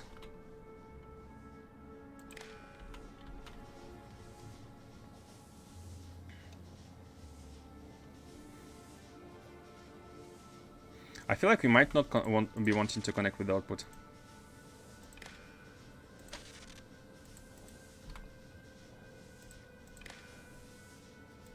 Wait, which one is it? Let's connect directly with the output, like this. Yeah, we don't need to go through this one. Here we're basically checking, depending on the location we are at, a signal. We are gonna be activating the mini loaders for this. Like if we are at novice orbit, we are outputting the products. If we are on Morse, we are outputting the ores. And here we can connect now the green wire, so we don't mix the signals, and we can connect it to the station. Now all we need to do is to connect these wires for this ship to leave. Problem is, it's not gonna know where to leave. So we need to send a launch signal. And the signal here is gonna be Morse, of course. Morse.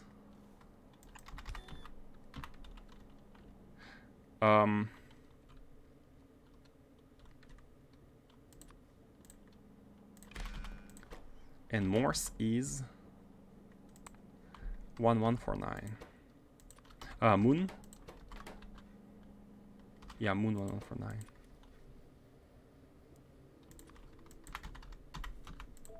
Okay, the output is always configured to be Morse, and we are good to go. We're good to go, and let's go. Everything else we can. I might come back here do some horizontal expansion, not very interesting and taking a long time to trip again. So I'm not sure. Let's see. And for now, we shall be going. And we are flying back. I'm happy to see that the ship survived. Maybe it was a luck, but the ship survived and we're going back home. And on this note, guys, I will be bidding you farewell for today. Man, I'm so far beyond the my allocated hours. Okay, should be stopping now.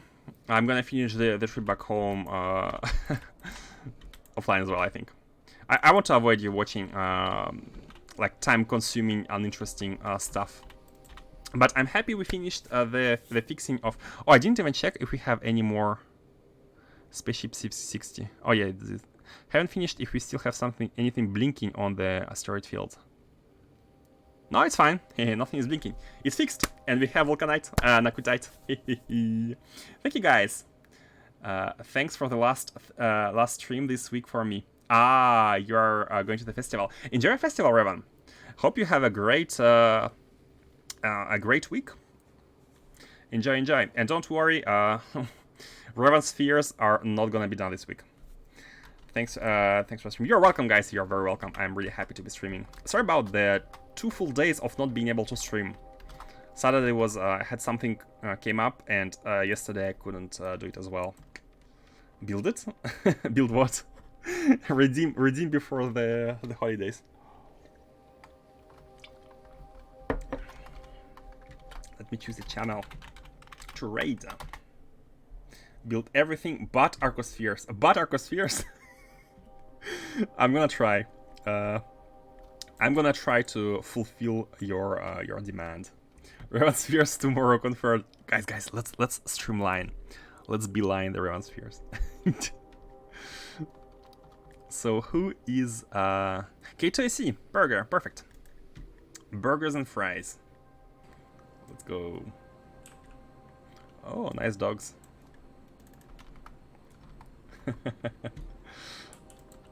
Bye, we have dinner now. Bye bye. Thank you for passing by, Dr. Explodio. Thank you all for watching, and the raid is started towards burgers and fries, which has 2 very cute dogs. Hope you enjoy. Have a nice day or evening or night or morning, and see you next time. Okay, bye bye.